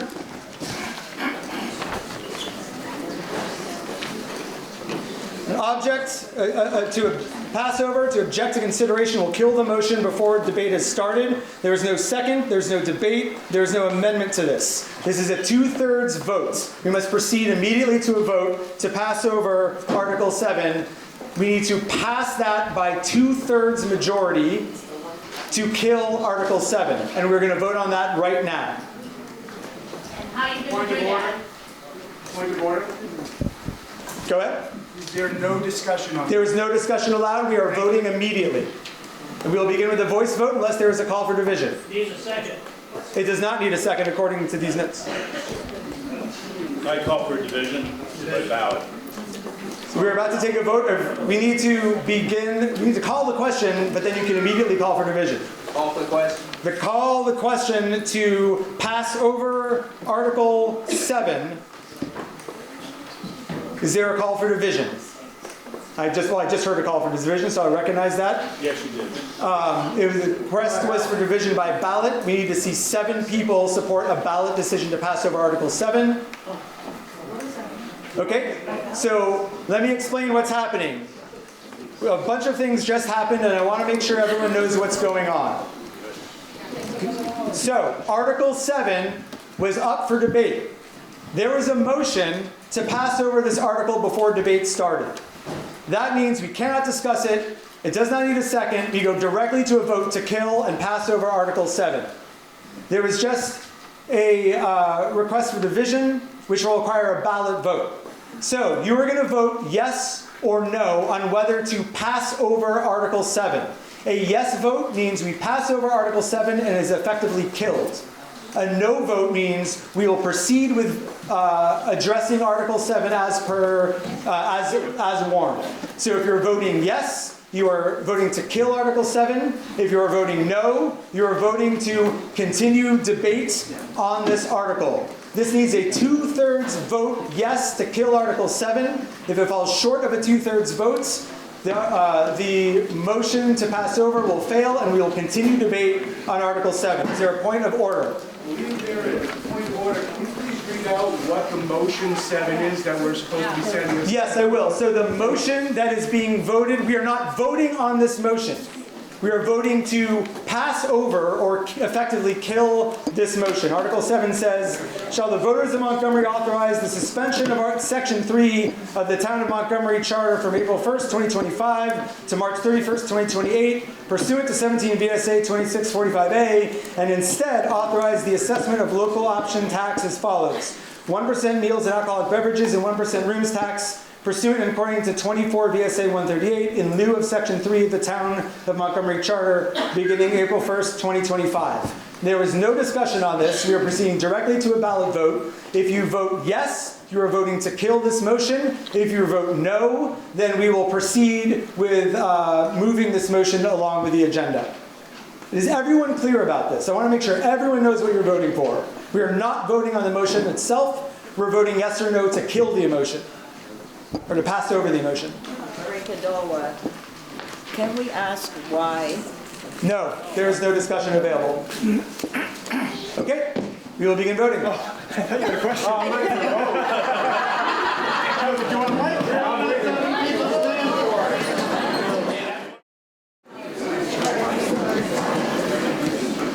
At the risk of over-explaining myself, I know this is very confusing, and I want to make sure everyone understands what's happening. So I'm going to continue to repeat what is happening procedurally here. Article 7, there was a motion to pass over Article 7 before debate began. That means we all just voted on whether or not to pass over and effectively kill Article 7. That requires a 2/3 majority approval to take that action. There were 66 votes in favor of passing over Article 7. There are 97 votes against. That means there's only a 40% approval to pass over, so the motion to pass over fails. We are now backed into consideration of Article 7, which reads, shall the voters of Montgomery authorize the suspension of Section 3 of the Town of Montgomery Charter from April 1st, 2025 to March 31st, 2028, pursuant to 17 VSA 2645A, and instead authorize the assessment of local option taxes as follows. 1% meals and alcohol beverages and 1% rooms tax, pursuant and according to 24 VSA 138, in lieu of Section 3 of the Town of Montgomery Charter beginning April 1st, 2025. Is there a motion? So moved. So moved. Is there a second? Second. We have begun debate on the motion. Is there any debate on Article 7? Yes. Yes. I don't need it. I don't need it. I got big enough mouth. Sorry. Use it. There's a request to use the microphone so everyone can hear what you have to say. Yeah, I don't think people want to hear what I have to say, but I'll be nice. You have 10 minutes. I'll be nice. Okay, Article 7 is put on this petition. This article is because I and a bunch of us got a petition and had the townspeople sign a petition to get rid of the 1% tax. Who are you? My name is She has the Teresa floor. Elmy. Please do not ask any. Oh, yeah, please identify yourself. Thank My you. name is Teresa Elmy. Thank you. Thank I've you. been in this town for 17 years. I've worked most of my life here. I've never been to one of these meetings because I had to work. I actually delivered mail. So that's why I'm here today, because I'm retired. I want to enjoy my life. But anyway, this was a petition that people in this town, I went door to door, and 5, 6 other people did also. We brought that in front of the select board December 23rd, and Liz confirmed it, said she sent it to the select board. Well, I'm not going there either, but they postponed it until they got a vote on January 6th. And yes, Charlie, you can argue me all you want, but that's what happened. Our petition didn't get till April 1st. So he put this little thing in here, just to put a... This is germane to the issue. Put a rock in our way, the petition way, okay? That's what they did. I'm not pointing fingers, but people in this town don't want the 1% tax on anything. I don't care. I go talk to people. Yes, everybody's here got their own opinions. I understand. I have my own opinion. And everybody else has theirs. So I won't hate you if you have a different opinion than me. But the bottom line is, this was put in wrongly, and I'm addressing that since nobody else wants to.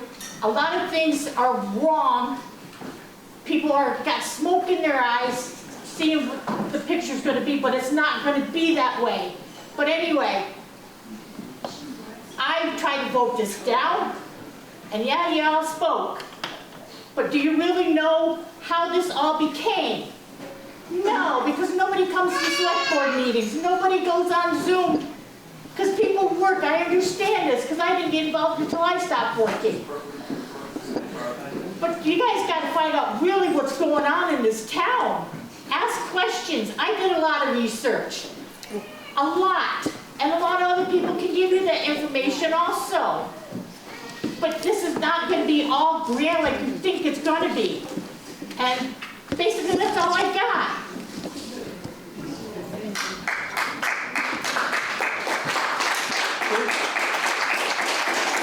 And I'm going to ask just because I'm expecting a lot of debate here, if you can raise your hands high and stand up once you are recognized so we can bring the mic to you quickly. Thank you.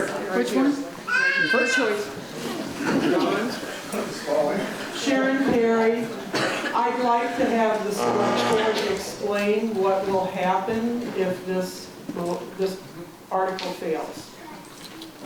Would the select board like to respond to the question? Like, it just remains what is now, so people understand what happens with their vote.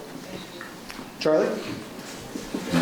So the question was, what will happen if this article fails? So right now, the town of Montgomery has a local option tax, which is instituted through our municipal charter. It is a 1% tax on meals, sales, and rooms.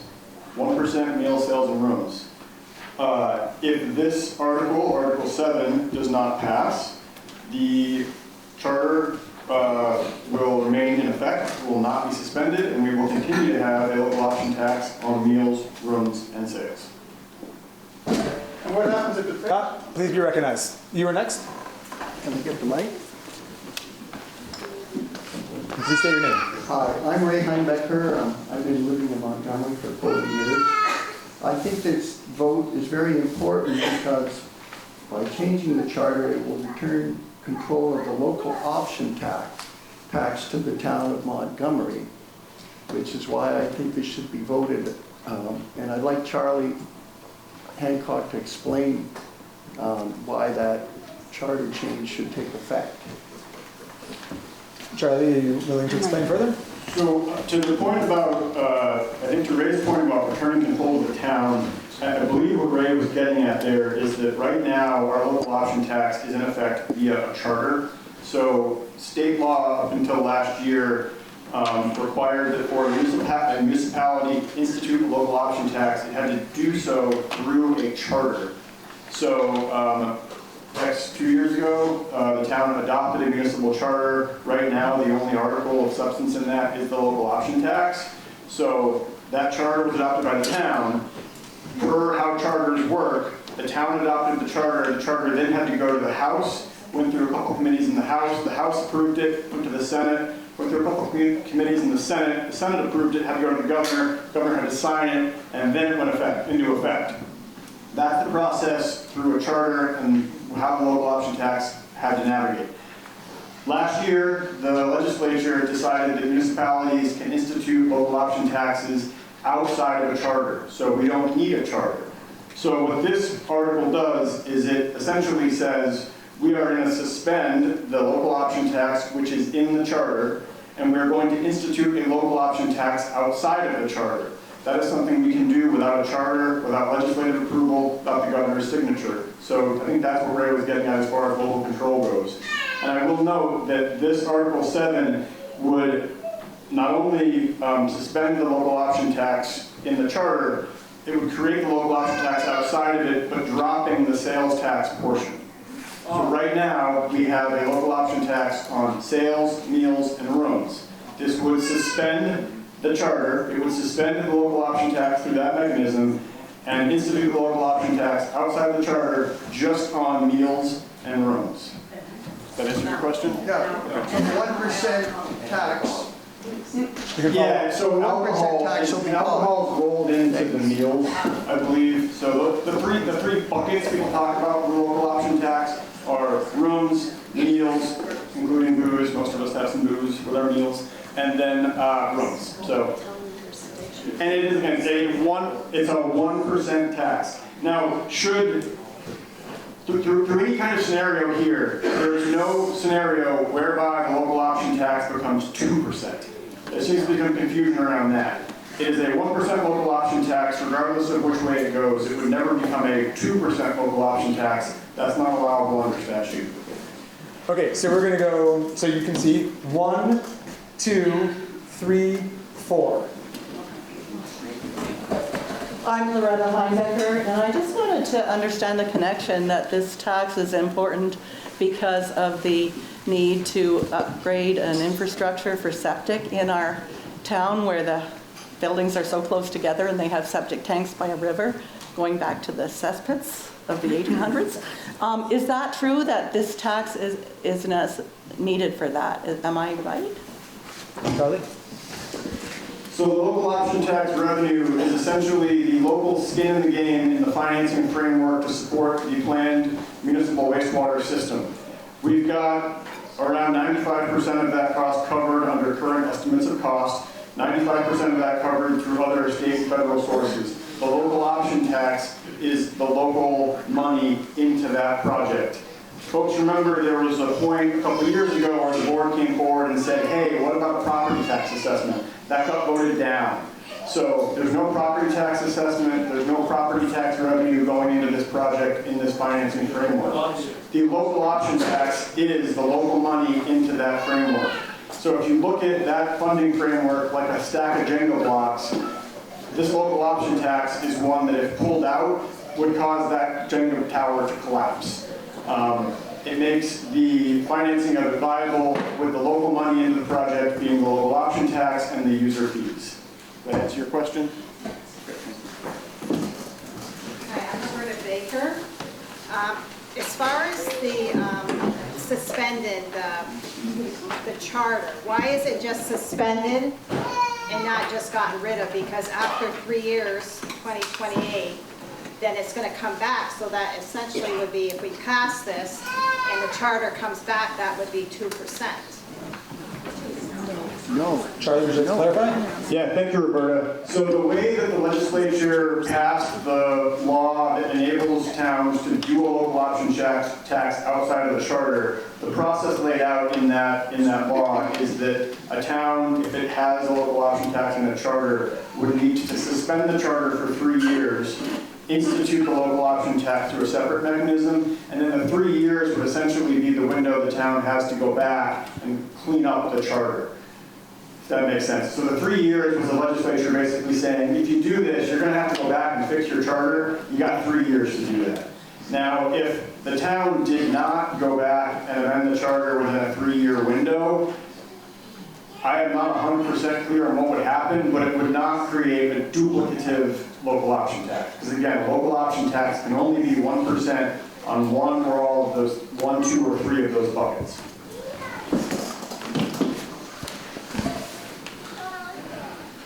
Thank you. Kim Morrill. So I did have a question about the duplication, but you just clarified that. But we do have another meeting coming up on April 1st to vote specifically on this one item because it could not be included in the agenda for today's town meeting. And so this number 7 article seems to be very duplicative. Because this is the same vote that is taking place on April 1st minus the sales tax piece. And so this article here speaks to implementing a 1% tax on rooms and meals and beverages outside of the charter. Now, in 2.5 weeks on April 1st, the town is having another vote specifically on the existing 1% tax inside of the charter. And so I think that comes across very confusing. Can you explain a little bit what the 2 different outcomes would look like based on that April 1st vote? This thing does this every time I touch it. Charlie, would you like to respond? Yeah, so as far as outcomes go, the way you described it, Kim, is spot on. That this vote today looks to move the local option tax outside of the charter and institute it in a way that drops the sales tax portion. The vote on April 1st, at least the article that relates to the local option tax, would strike the local option tax from the charter in its entirety. So if the town votes affirmatively on this article today, it would move the charter, it would move the local option tax outside of the charter. The April 1st vote then, which is subject to removing the local option tax from the charter, if that votes in the affirmative, then essentially that goes away and the local option tax still carries forward outside of the charter as presented today. If that vote on April 1st, subject to the local option tax, fails, then we would have a local option tax that would still be in effect in the charter, but that would still be suspended for a period of 3 years. So we would have to go back and fix that. There's also another article on April 1st, just to be clear, which is not regarding the local option tax. So that article has no bearing on this article today, just to be clear.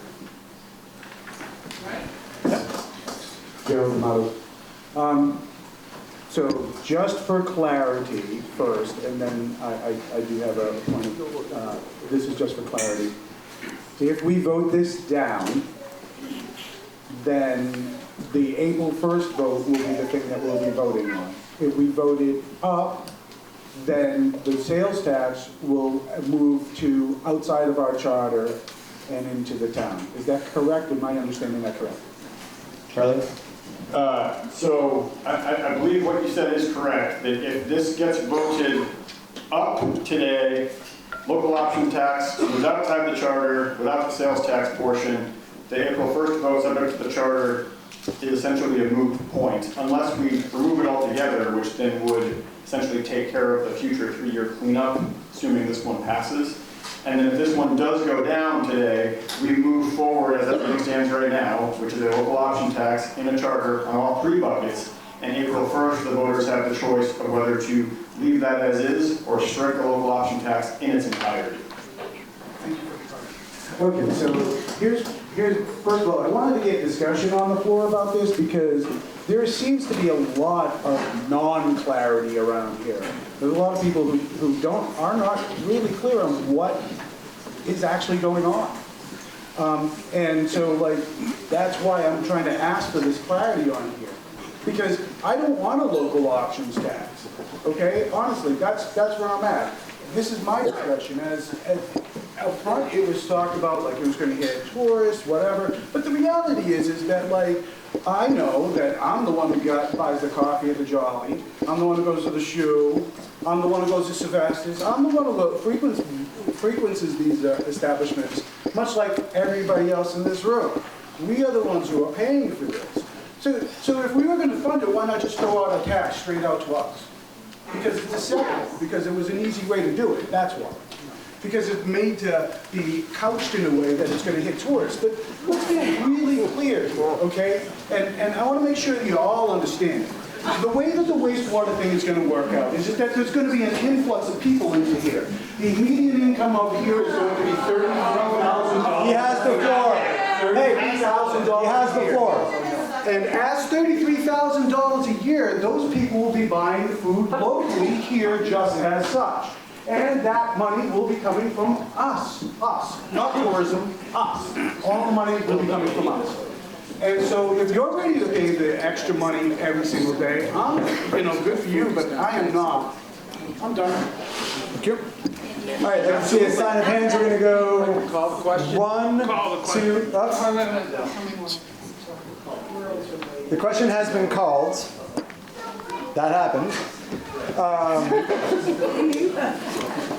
Is there a discussion on the there's no discussion on the calling of the question. Okay. Calling the previous question ceases debate, brings it to a vote. It needs a second. Is there a second? Second.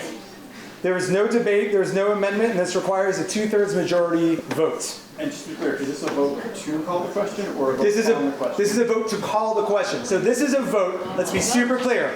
We are in a procedural wonderland here, and I'm going to try to keep us all very clear about what's happening. Someone just called the question, which means they are calling to cease debate and vote on the motion and cancel all debate. That just happened. Someone called for that. They're allowed to do that. This is how town meeting works. So there needs a second on calling the question. Is there a second? Second. It has been seconded. So, point of inquiry? Who called the question? It doesn't matter. I did. Oh, there you go. I called the question. The question has been called, and the question has been seconded to cease debate and proceed with a vote on Article 7. There is no debate on calling the question. We need to vote. It requires a 2/3 vote to approve canceling debate and voting on the motion. So to be super clear, voting yes means we're done debating and we're going to immediately vote on the motion. Voting no means we're going to continue to debate this issue. Mr. Moderator, before the point of order, I have a question for you. Is it about procedure? Because there is a motion on the table right now. I may be wrong, but did you not recognize somebody to speak before the motion was made?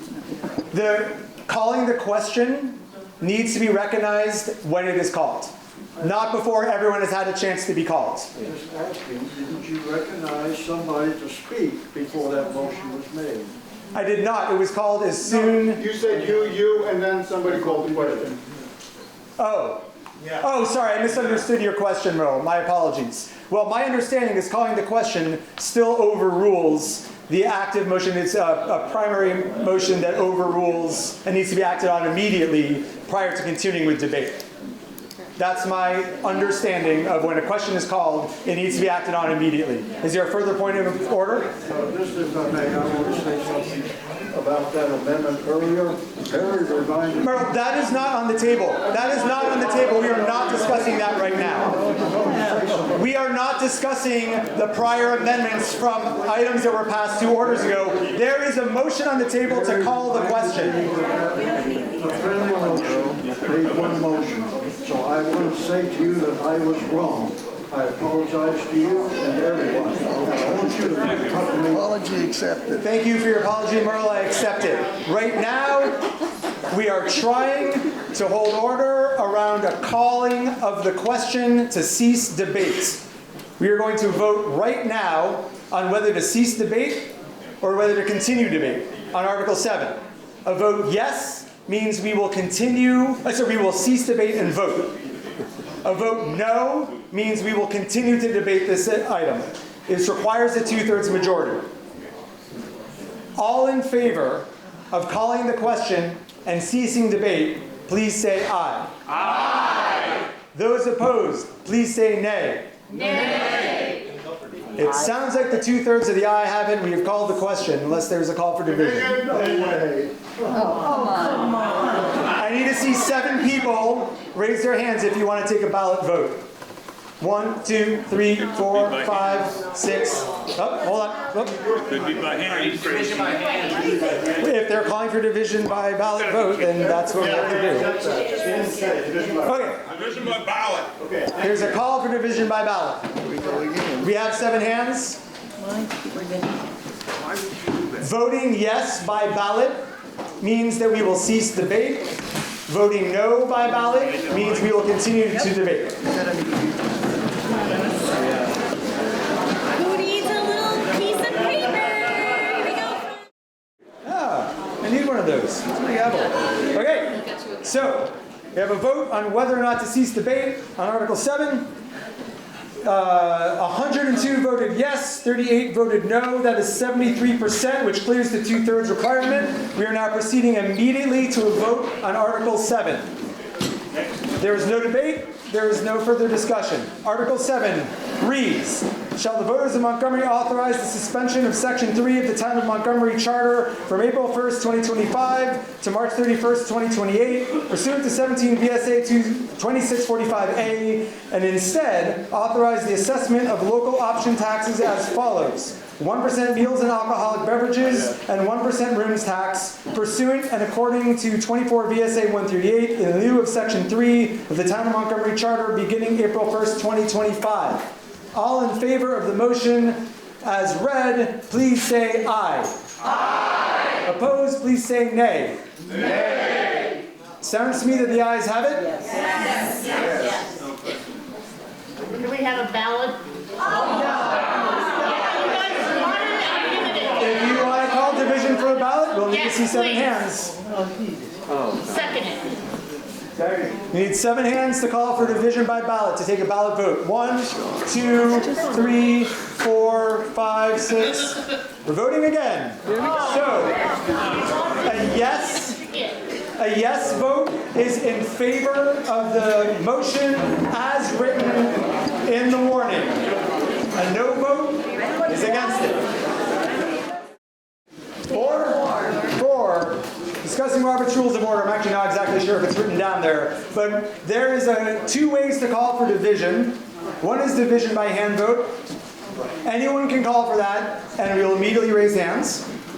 Or we can call for division by ballot, and that requires 7 people. We will acknowledge that doing a hand vote in the largest turnout that we've ever received is challenging. However, I just want to be super clear that if you want to call for division by hand, one person can just ask for that, and that is then what we will do. Or you can call for division by ballot, and that requires 7 people. So I just want everyone to know how this works. Okay, thank you. So, Article 7. Which I will just refer you back to page 21 to read in its entirety. There were 89 votes yay, 45 votes no. The article has passed as written. Moving on to Article 8. Shall the town establish a reserve fund to be called the Wastewater Reserve Fund to be used for the payment of financial obligations related to the municipal wastewater system in Montgomery Center in accordance with 24 VSA 2804. Is there a motion? So moved. So moved. Is there a second? Second. Seconded.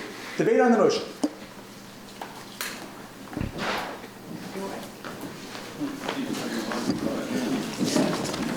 My name is Claudia Stavar, and I just have a question on Article 8, that it will solely be funded through the local options tax. and not through property taxes. Charlie, would you like to respond?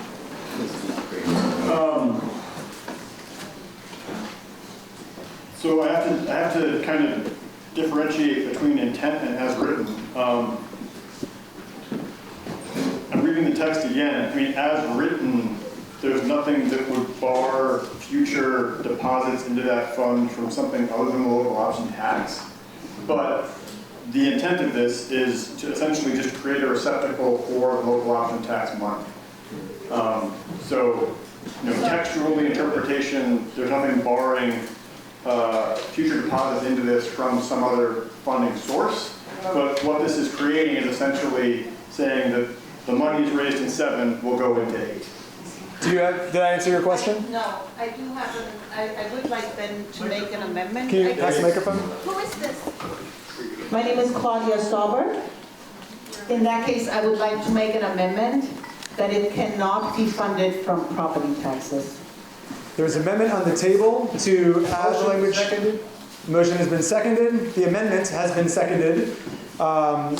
Will you please repeat the language of the amendment?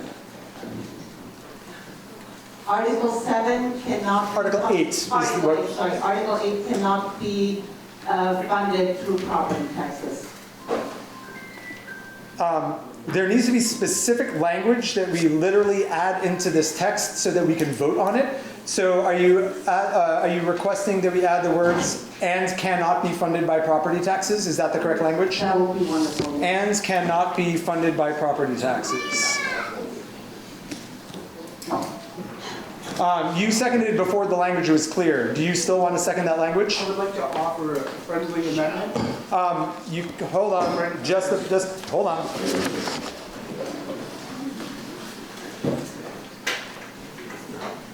Has it been formally seconded before we proceed with any language changes?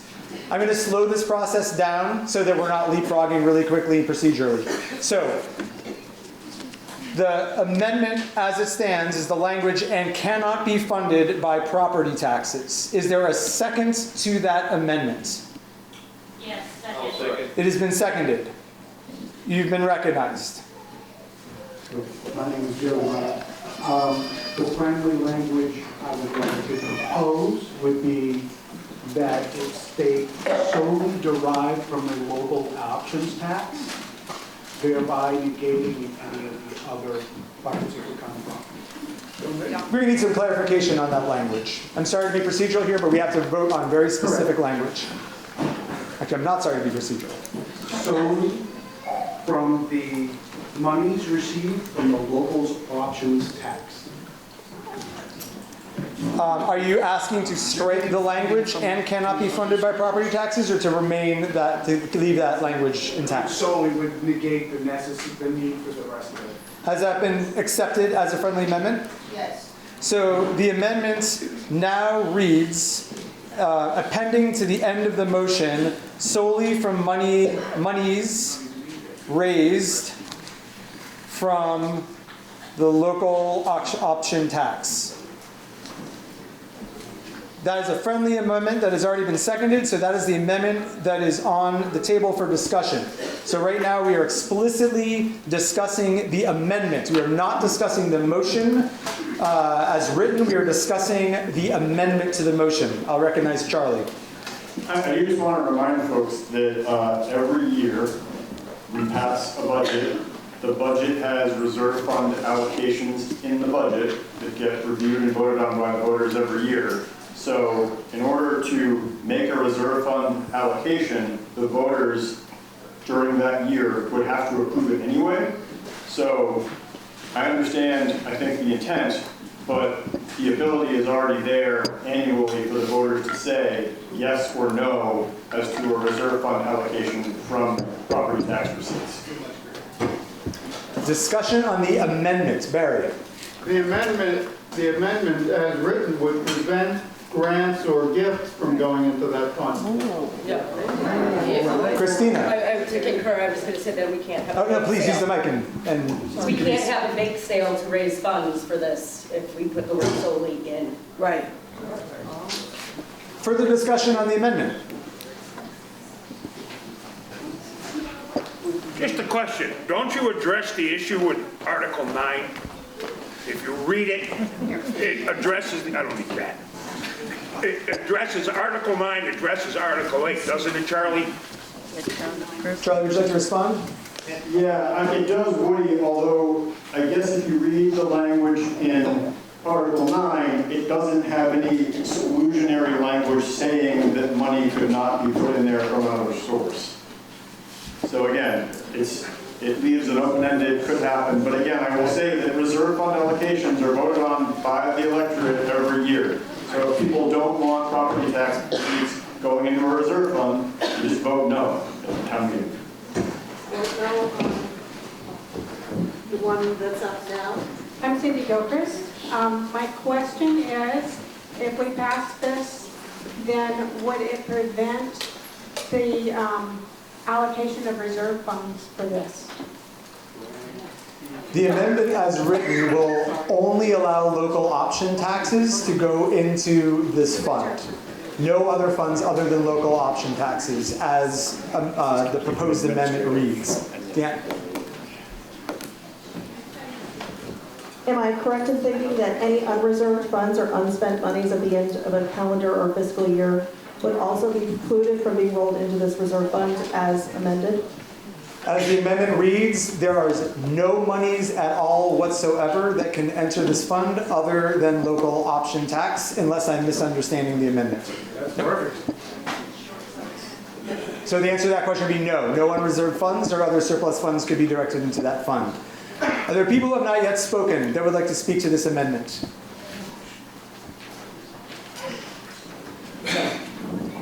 Hi. First of all, I think it's very wrong. Sorry, can you introduce yourself? Oh, sorry. My name is Jim Townsend. I live up in Alpine Haven. I think it's very wrong to restrict our board from funding these things as needed going forward. The amendment right now will say you're tying the hands of our town council. In other words, if they get the opportunity to get funding from me, I say, I just want $1 million, I want to put $100,000 to it, that can't happen. We cannot restrict our town council like that. We've got to give them the options, we've got to give them the trust that we have, and say, yes, we know you will do the right thing. They probably will not increase property taxes, and as Charlie pointed out, that becomes a meeting item. So next year, if they want to increase property taxes, we can vote it down. So we should not ever restrict our town council, especially on things like this. Thank you very much. The question has been called on the amendment. There is no discussion on calling the question. This requires a 2/3 vote to call the question and cease debate. We are explicitly calling the question on the amendments. We have not yet taken up the full motion. We're calling the question on to amend the following language to Article 8. The language is written solely from monies raised from the local option tax to the end of Article 8. We are voting to cease debate on this amendment. All in favor of ceasing debate and calling the question, please say aye. Aye. Opposed, please say nay. Nay. The ayes have it for the 2/3 majority. We will now vote on whether or not to adopt this amendment. So, if we vote yes, Article 8 will read as written. Shall the town establish a reserve fund to be called the Wastewater Reserve Fund to be used for payment of financial obligations related to the municipal wastewater system in Montgomery Center in accordance with 24 VSA 2804, solely from monies raised from the local option tax.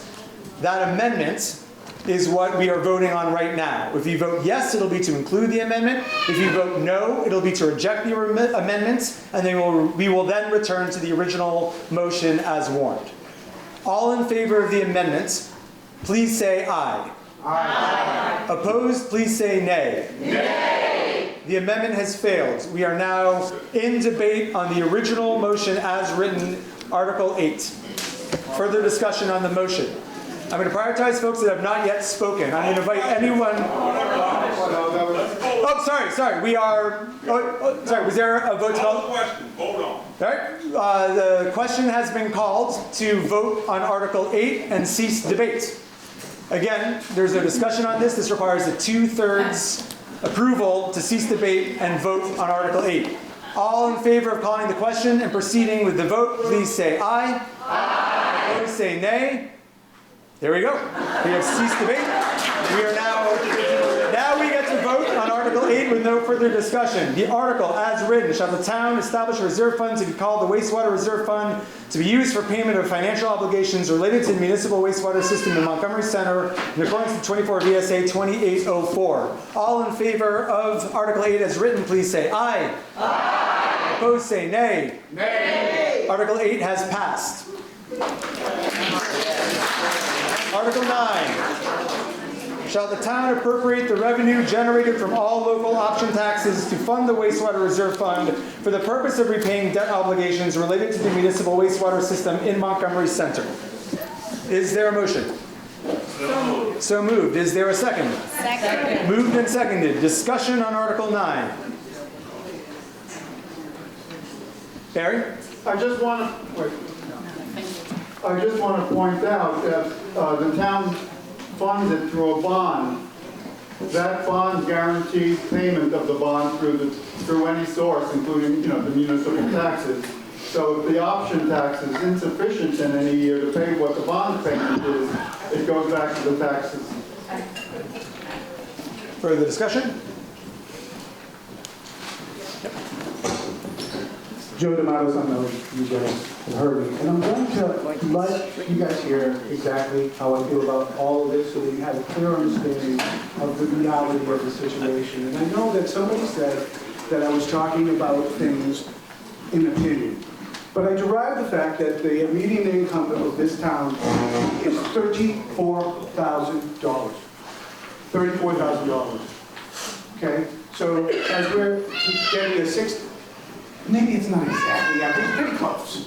47. 47 where? 47,465. Okay, so my Google search said completely opposite. It said $34,536. So, and that was derived from multiple sources and also has some other things. But anyway, my point is that the median income of this town is not very high. Right? We're not a rich town. There isn't billionaires running up and down this whole town. Instead, we fund everything ourselves. Everybody up here doesn't get paid to do what they're doing because they do it for free. And they do a great job. No, they get, who does? He has the floor. Just because you disagree doesn't mean you can argue. He has the floor. Anyway, my point is that like a lot of people around here, we all want to do the right thing. And we all want to have an expanded town with expansion downtown. We want to see more tourism. We want to see better town. Some things that we have forgotten by the wayside that this whole thing talked about was the speed at which people go through the town. Curb cuts, better administration on the way that parking in the town is. Where are we going to fit 200 people? I don't know. Where are we going to fit 200 cars? Who's going to handle that? What store is going to take care of those 200 people that are going to be living here in downtown?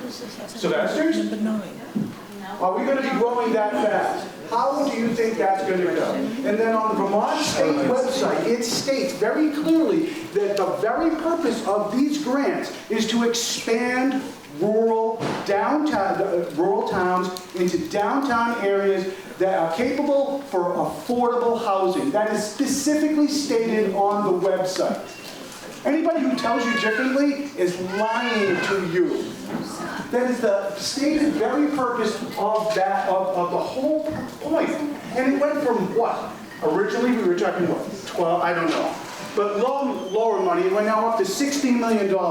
That's a $16 million shackle around the property owners in this town that is going to hamper us. And then they want to tie it to Vermont Bill 204, which I happened to mention earlier. There's a reason for that. That is a suppression of short-term rentals for landowners.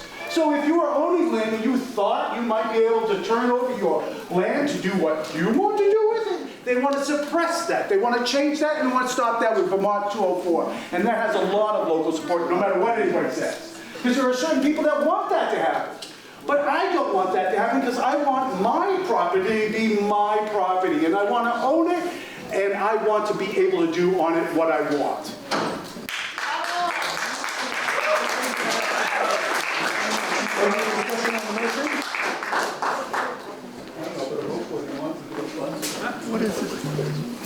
With Mary Garzel, I'd just like to make a clarification to see if I am correct when I read these two. As far as the way I look at it, we just established the reserve fund. Now we are looking to tell the town that they can use the local option tax to go into that fund to pay for debt to the wastewater. That's all we're saying. Yes. Anything that comes for building or construction, that's a whole different issue that has to go through a whole bunch of hoops that isn't being done today. Charlie, would you like to respond to clarify? Procedurally, 7, creates the tax. 8, creates a place for it to go. 9 says, take that tax and put it in that place. Further discussion on the motion? Call the question. Question has been called to cease debate and continue with a vote. All in favor of ceasing debate on this item, please say aye. Aye. Opposed, please say nay. Nay. We have called the question to cease debate. We will now vote on Article 9. Shall the town appropriate the revenue generated from all local option taxes to fund the wastewater reserve fund for the purpose of repaying debt obligations related to the municipal wastewater system in Montgomery Center? All in favor of the article as warned, please say aye. Aye. Opposed, please say nay. Nay. The article is passed. Thank God. Article 10. Shall the town vote to authorize the select board to borrow up to $300,000 for a term of 5 years to purchase a new 2026 or 2027 Western Star tandem truck with snowplow, wing, and sander to replace the 2017 International truck? Is there a motion? So moved. So moved. Is there a second? Seconded. Moved and seconded. Is there discussion on the motion? I have a question and I'm going to recognize Mark first. So the reason I'm putting this on now is so that we used to be able to order a truck at town meeting day and get it in the fall, all equipped. But now it takes 2 years to get a new truck. We'll get the chassis and then we have to wait for the rest of the truck to get built. So this will actually be, if we vote on it now, it'll actually be almost 2 years before we even have to pay for it. So that's why I'm trying to get the process started, because in 2017 will be almost 10 years, it'll be 10 years old by the time we get this truck. So we're trying to update our fleet. Barry? Is it necessary to specify the years? I mean, suppose that 2025 came along that was new at a better price. Wouldn't we want the select board to have the option of considering that? Mark, would you like to reply? There's not anything available. I mean, we'd rather just, we go new, we can get it built the way we want. No, I'm saying that. Yeah. But if we did find something like that, we would go for it. We would be able to do it. Would you like to make an amendment? No. Further discussion on the motion? Any further discussion? I have a question. And hold the mic right to your mouth and introduce yourself. I think it's on. It's on. Just hold it. Wilson? Yep, you're good. You're good. Okay. So this 300,000 for the new truck, and we would be putting a down payment on that. I mean, and you're saying we might not get it till 26 or 27. Yes. So is the 300,000 going to be sufficient? Yeah. Okay, that's my question. In case you didn't hear, the question was $300,000 sufficient, to which Mark replied, yes. Further discussion? I say give him 5. Just out of curiosity, what are you doing with the truck with the blown motors? Mark? We'll probably put it out to bid for somebody to buy it. This new truck's not replacing that one? No, we've already bought a 2022 to replace that one. Okay. Thank you. Further discussion on Article 10? Yeah, Mike Mercy, why can't we have the engine rebuilt or a new engine for about $50,000? So the question was, why can we not rebuild or repair the current engine? The truck is already a 2016, so the body itself, we were looking into just getting a chassis you know, and then taking the body off that truck and putting on another truck, but everything's pretty well worn already, so, I mean, that is an option, but you're still looking at, even switching it over, you're looking at 50,000 just to switch it over. So it didn't make much sense to buy a new chassis and then switch all the old parts. And the warranty. And a warranty too. So there'll be a 7-year warranty on this new truck. So that's why we're looking at that route. Follow up? So a 17-year warranty after 7 years, which is 7. I'm sorry, could you use the microphone just so we can all hear you? And just hold it right up to your mouth. Thank you. This truck is a 2017. So that means it's 7 years old. So by the time the warranty runs out, we're going to need a new truck. The 2017, the warranty's already off that one. So what I'm trying to do is update the fleet so we get a 7-year warranty so we can trade the truck before the warranty's up. So that we don't have big expenses, you know, later on. So that's what I'm trying to update the fleet like we used to have. Further discussion? Hearing none? Without objection, we can call the question. Article 10, shall the town vote to authorize the select board to borrow up to $300,000 for a term of 5 years to purchase a new 2006 or 2027 Western Star tandem truck with snowplow, wing, and sander to replace the 2017 International truck? All in favor of Article 10 as warned, please say aye. Aye. Opposed, please say nay. Nay. The ayes have it, and Article 10 has passed. Thank you. We have arrived at Article 11 to do any other business at this meeting. I'm going to make a quick announcement. But as people are leaving, as I see some of you doing, please do not forget to vote for the school, on the school budget. Voting is occurring right now until 7 p.m. in the back of the room. You're recognized. Hey, real quick question. This has nothing to do with, sorry, got it. Just for the select board, the point of information would be if for some reason in the future, I know I'm going through a lot of scenarios here. However, if this sales tax, because sales tax does this number, depending on how we do, if we ever fall short on the wastewater system, where's the money coming from? So I would respond? Yeah, no, Cliff's question has to do with if the current revenue generated to pay on the bond and on the O&M for the system, if the local option tax was to plunge, how would we backfill it? So if there was no local option tax receipts, then we figure it out, essentially. The user fees would have to go up. We'd have to generate revenue from some other source. As folks are aware, property taxes are a place we can go. This board has been told multiple times that the town does not want property tax receipts supporting this. So we would look other places. I guess I don't have a great answer for you now, other than, as Barry pointed out, if we take out the bond, we're on the hook to pay for it. We have, during the calculations that we've done on this, kind of figured out using conservative numbers that we can use the meals and rooms local option tax to meet the needs. I will also say that the current numbers we're looking at for this system are an estimate. We will not know the full numbers, the quote real numbers, until we get those back from bid, and then we can reassess. So I just also wanted to remind folks of that this is still moving forward. It is subject to change again as it has before. And each time it's changed, we stop, pause, figure it out. Mark, you want to follow up? Just want to thank everybody for coming, and I want to thank our road crew for keeping our roads open and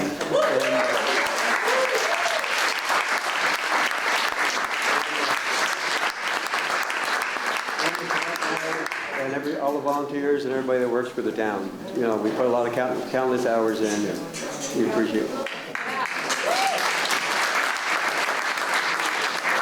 I know people are leaving, but the meeting is not over, so please leave quietly as you're leaving. I saw Merle's hand up go next, and then Melissa, and then Claudia, and then Barry.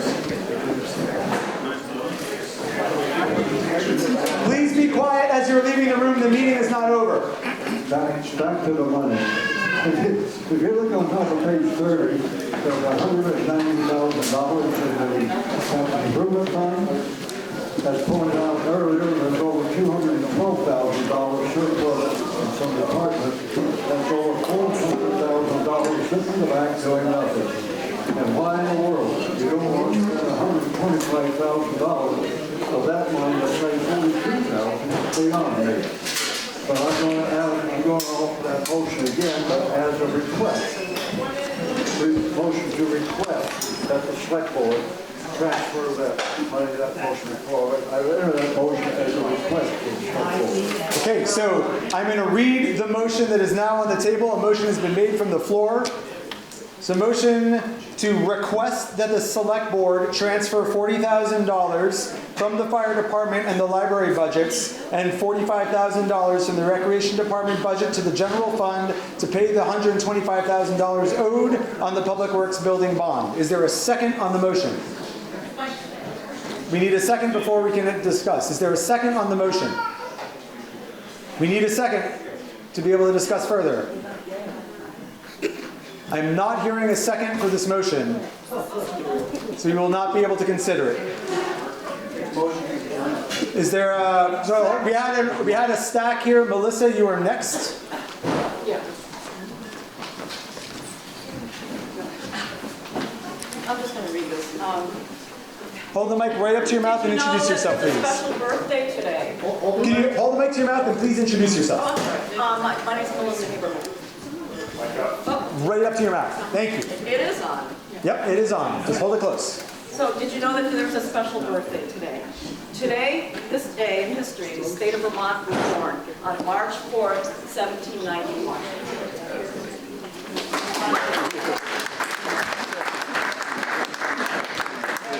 Claudia was next, but it looks like she's left unless she's relocated.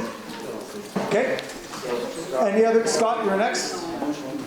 Oh, there's a motion to adjourn on the table. And here a second. It's definitely seconded. Just double check and make sure there's no discussion on this.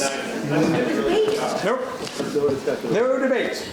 Majority can vote to end this meeting right now. All those in favor of adjourning the meeting, annual town meeting of 2025, please say aye. Aye. Opposed, please say nay. Thank you all for participating in direct democracy. Appreciate you being here.